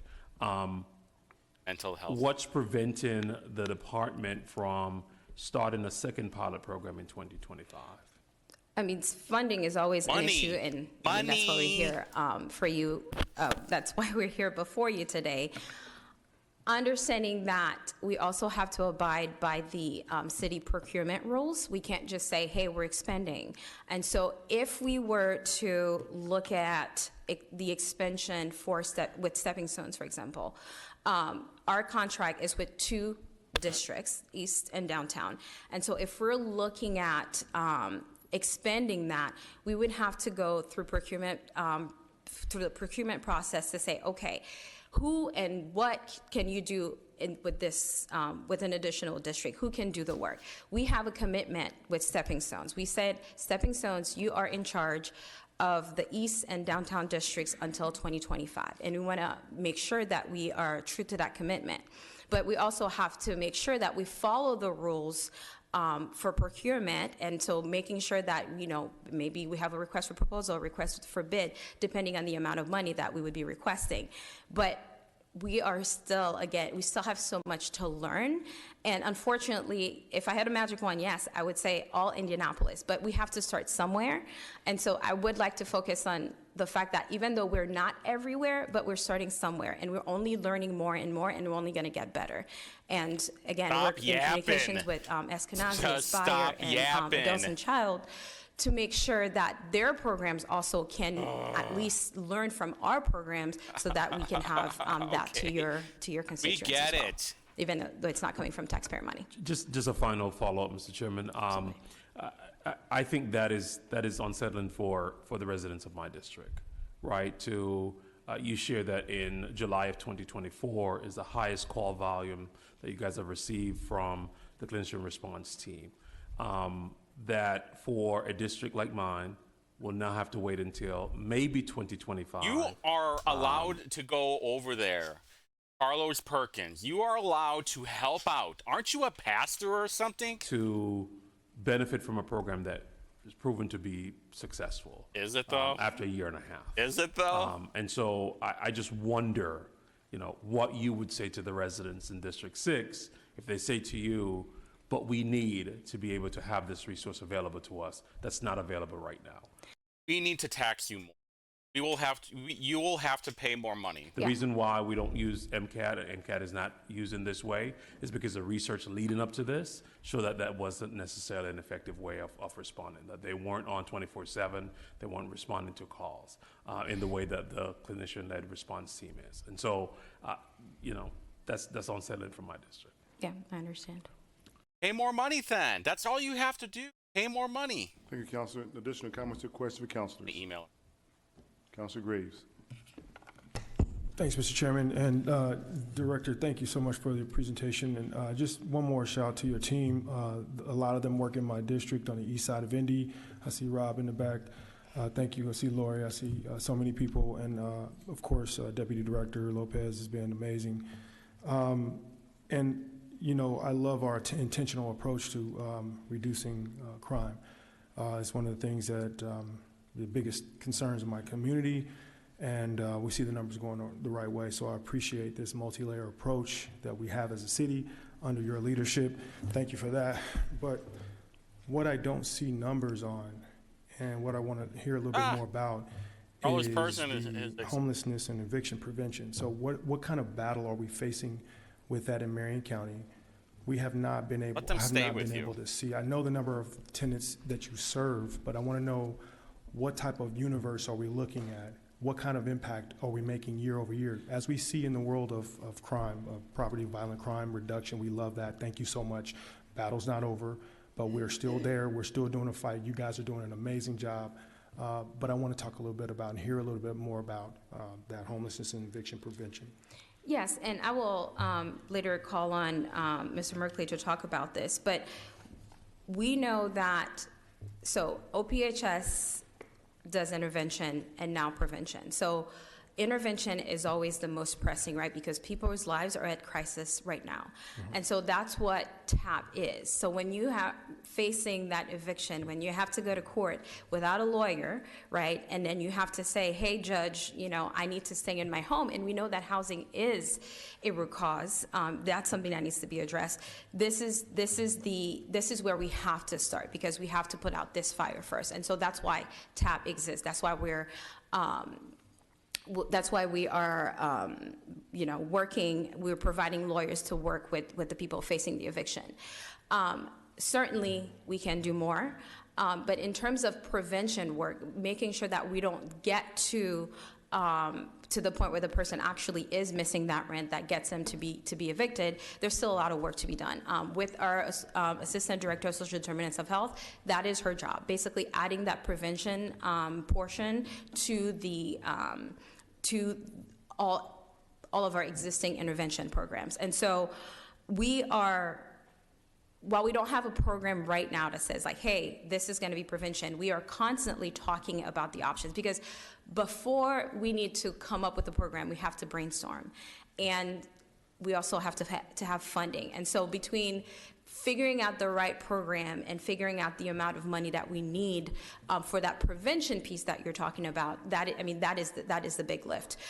We are in conversation with, you know, trustees and schools and trying to find a solution. But I want to make clear that even if we were to start something, it would have to be a pilot program. So, and I don't know, maybe Dr. Perkins would come and say he has to have that, right? And so we are in talk. We're still figuring it out. But I don't know if Mr. Merkley has anything else to add to that. But we're certainly conscious of that need, and we're working on it, even though you can't specifically see yet an actual program. Right. Well, Director, we hear so much about Marion County's eviction rate and how it trends with some of the worst numbers in our country. Let them stay with you. What that universe looks like. What is that number? And so we can find out if we're winning in that, as we see in our world of crime prevention and getting in front of some of those intentionally with some of the work that you're doing through this particular arm of your department. I want to know, because I also noticed on one of your budget allocations to the homelessness and eviction prevention, that was one of the lower allocations of assets or money to that particular area, just over $600,000. So I want to know, A, what is our number in Marion County? And because you guys have to know what your battle is, what you're trying to accomplish. Are we making an impact on that so we will not be recognized as one of the highest eviction rates in the country? Well, Keith Graves, you can pay someone's rent. Nothing is stopping you from paying somebody's rent, by the way, or let them stay. Year over year, some different numbers so we can know where we're going, where we're trending, and are we collaborating with anyone that is in the world of prevention? I know you mentioned trustees, et cetera, but I'm really interested in us having this same level of intentionality over in that particular area, homelessness and eviction prevention. Absolutely. I will call on Mr. Merkley to talk to you about those numbers and also to give you an overview of a HUD grant that we are striving to get as well. So.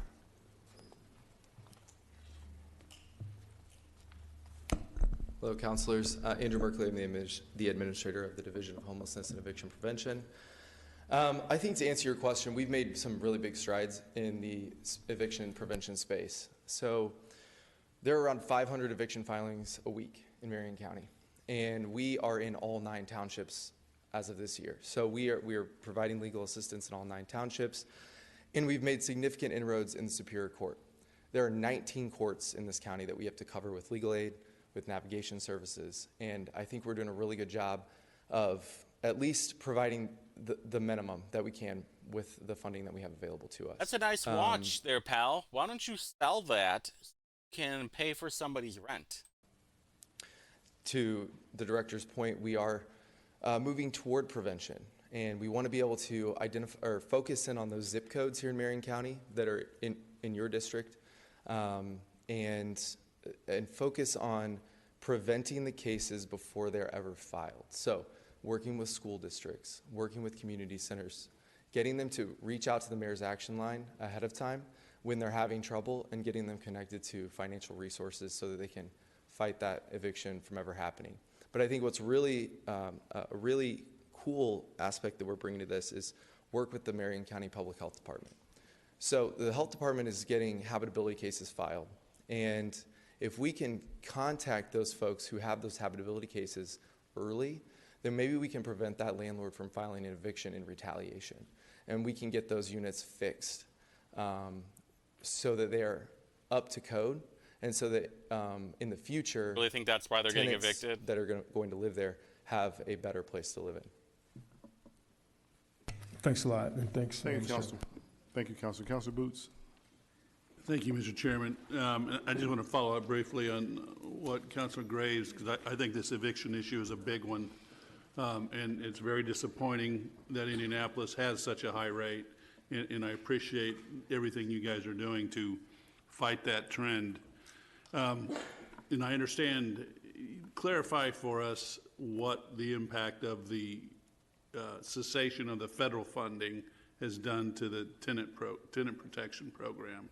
So I understand the ARP program for this is gone as of December, and how is that impacting your efforts? Well, currently we are funded for 2025, so we are going to continue to see lawyers and navigators helping those people facing eviction. And so we are good there. And I see that the controller's up, so maybe. Yes, absolutely. So this is an ARPA program that was stood up during the pandemic, and the OPHS is continuing it. We started it when we actually had money to pay people's rent, which that's gone. But we have Hey, guess what? Guess what? Now you're going to have to be an adult. Additional ARPA money to continue to fund this program in 2025, and we'll do so with ARPA money. So it's not in their budget. It's being funded through ARPA. We haven't budgeted any of the ARPA money. We kind of keep that in a separate pot. But this program will be funded in 2025. We do have $250,000 in the local budget, but the remainder of it will come from ARPA. So it's the Indy Rents program that was discontinued? Yes. Mm-hmm. That federal money, COVID money, is gone? Yes. Yeah. Mm-hmm. And the ARPA money that's going to continue through 25, is that for the TAP or TLAP program? It covers everything with the exception of the $250,000 in local money that's plugged in there somewhere. You probably know better than I, but everything they're doing this year will continue next year. Great. And then just as a final follow-up, what's been your experience with the cooperation or participation of the district small claim courts in this eviction world? Andrew? I know what Wayne Township We've had great success with all of the judges. We've actually seen some of the judges who were apprehensive at first coming alongside us and making some changes to their policies and procedures. And as far as I know, all of the judges are now sealing evictions. What, I'm sorry, say that They are all now ceiling evictions. There were some challenges. You say ceiling? Ceiling, yeah. Yep. Expunging, if you will. Yep. Yep. Wonderful. All right, thank you, Mr. Chairman. Additional comments, Councilor Bain. Thank you, Mr. Chairman, and thank you, Director, and your team for all the great work you do. Wanted to piggyback off of what Councilor Perkins was talking about and just the need for expanding this beyond downtown and the East District. Is this currently under the pilot program something that is staffed 24/7? Yes, so CLCR, yes, 24/7, both downtown and East District. Okay, so I would just ask that remain a priority whenever it gets expanded to the rest of the city and county. You know, down on Southwest District, we have one MCAT team that works during the day on Monday through Friday, and they do amazing work, and they're super plugged in to the community. They go to all of our drug-free coalition meetings and everything, but you know, I've done quite a bit of ride-alongs on the weekend and weeknights, and it seems like that is the peak hours. And you know, over all the ride-alongs I've done, we have yet to have an instance where we've shown up on the scene of a 911 call and the situation not be connected to mental health or addiction. So I think the need is certainly It's there. mostly the addiction causing the mental health. So I would just ask that it be a priority that the teams be staffed 24/7 throughout the rest of the district, and that we do more than just have one team in particular districts. Yeah, certainly. I mean, we thank you for that comment, and that is a priority of ours as well, because obviously those crises, they don't say, hey, I'm only going to happen between 9 and 5. So we understand that. One of the things that we've also required from our partner Stepping Stones is to keep track of like the time of the day where we have higher call volumes. So to make sure that we have, in terms of staffing, maybe we have more staff during that time. If night times are a little bit slower, so maybe we don't need the full team to be there, but certainly keeping track of when we are most needed to make sure that anyone who calls during those times can find help. Thank you, Councilor. Councilor Delaney. So many questions. Thank you, Mr. Chair, and hello, Director. First of all, I just want to congratulate the Peace Fellowship folks that are here for all the work that you do. I attended a presentation, I believe it was last year, and I'm just amazed and impressed by what you're doing to reduce violent crime in the city, and also like just at its basic level changing people's lives. I was so impressed by the work that you do. So thank you for showing up in force here. We really appreciate it, and I'm glad that we're going to continue funding what they're doing. Will you have another kind of community outreach program similar to what I attended one at St. Luke's United Methodist Church, similar to that? And if you do, please make sure to invite all of us.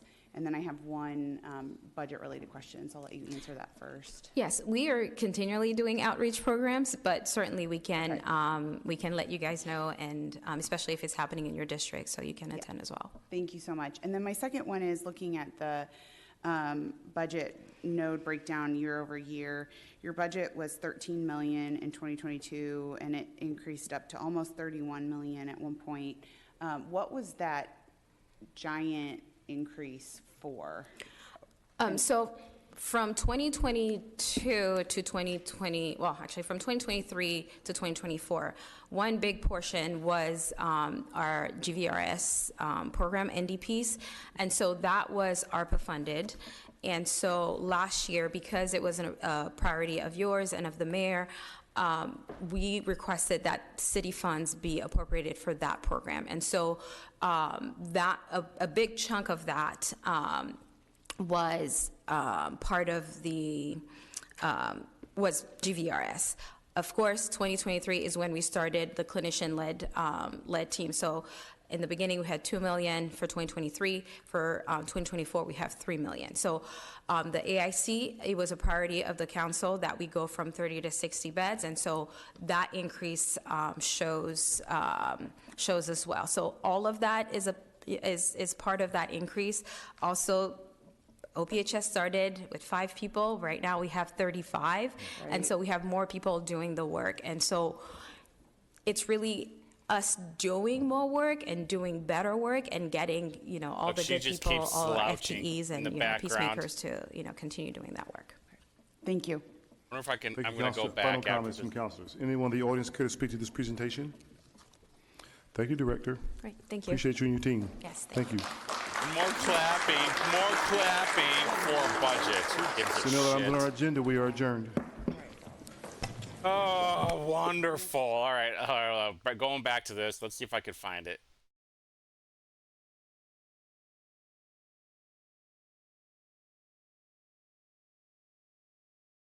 Because they were sitting.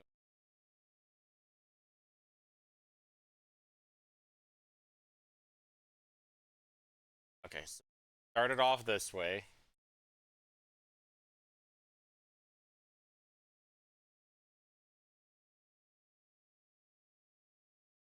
Okay, so she started off this way at an hour and 8 minutes, right? And then we're at an hour in, and she's like this.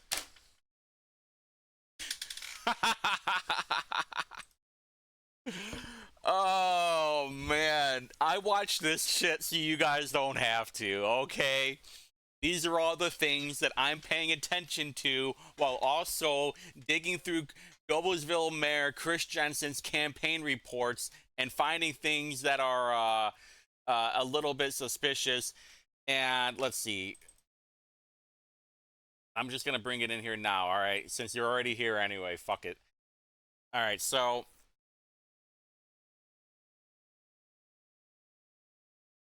we got $1,000 from Dave Leahy, Gary Pohl, and Mike Eichenauer. All right. And who do they work for? F&S, which is the Butler, Fairman, and Sioux Incorporated. And so what happened? They got a roundabout there, and they got a contract with an engineering there. Have everybody. I don't have any address. Okay, this one's probably the obvious. Willis Connor.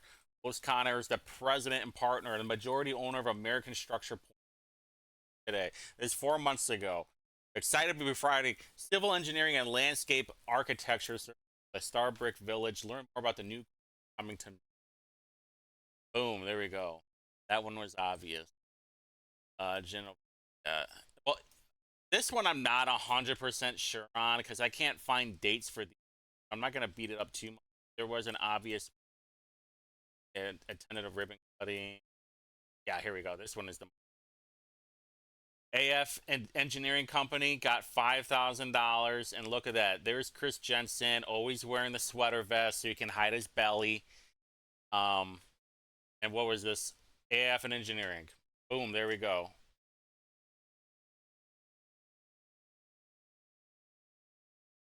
Yeah, another one. For Berg Engineering, $1,000. And then they got a contract from Noblesville last year.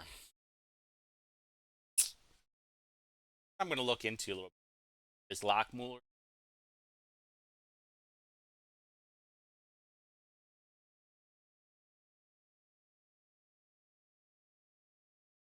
Was that what there was involved? I got to take address off boxing in. Even though you could literally just look up the campaign report.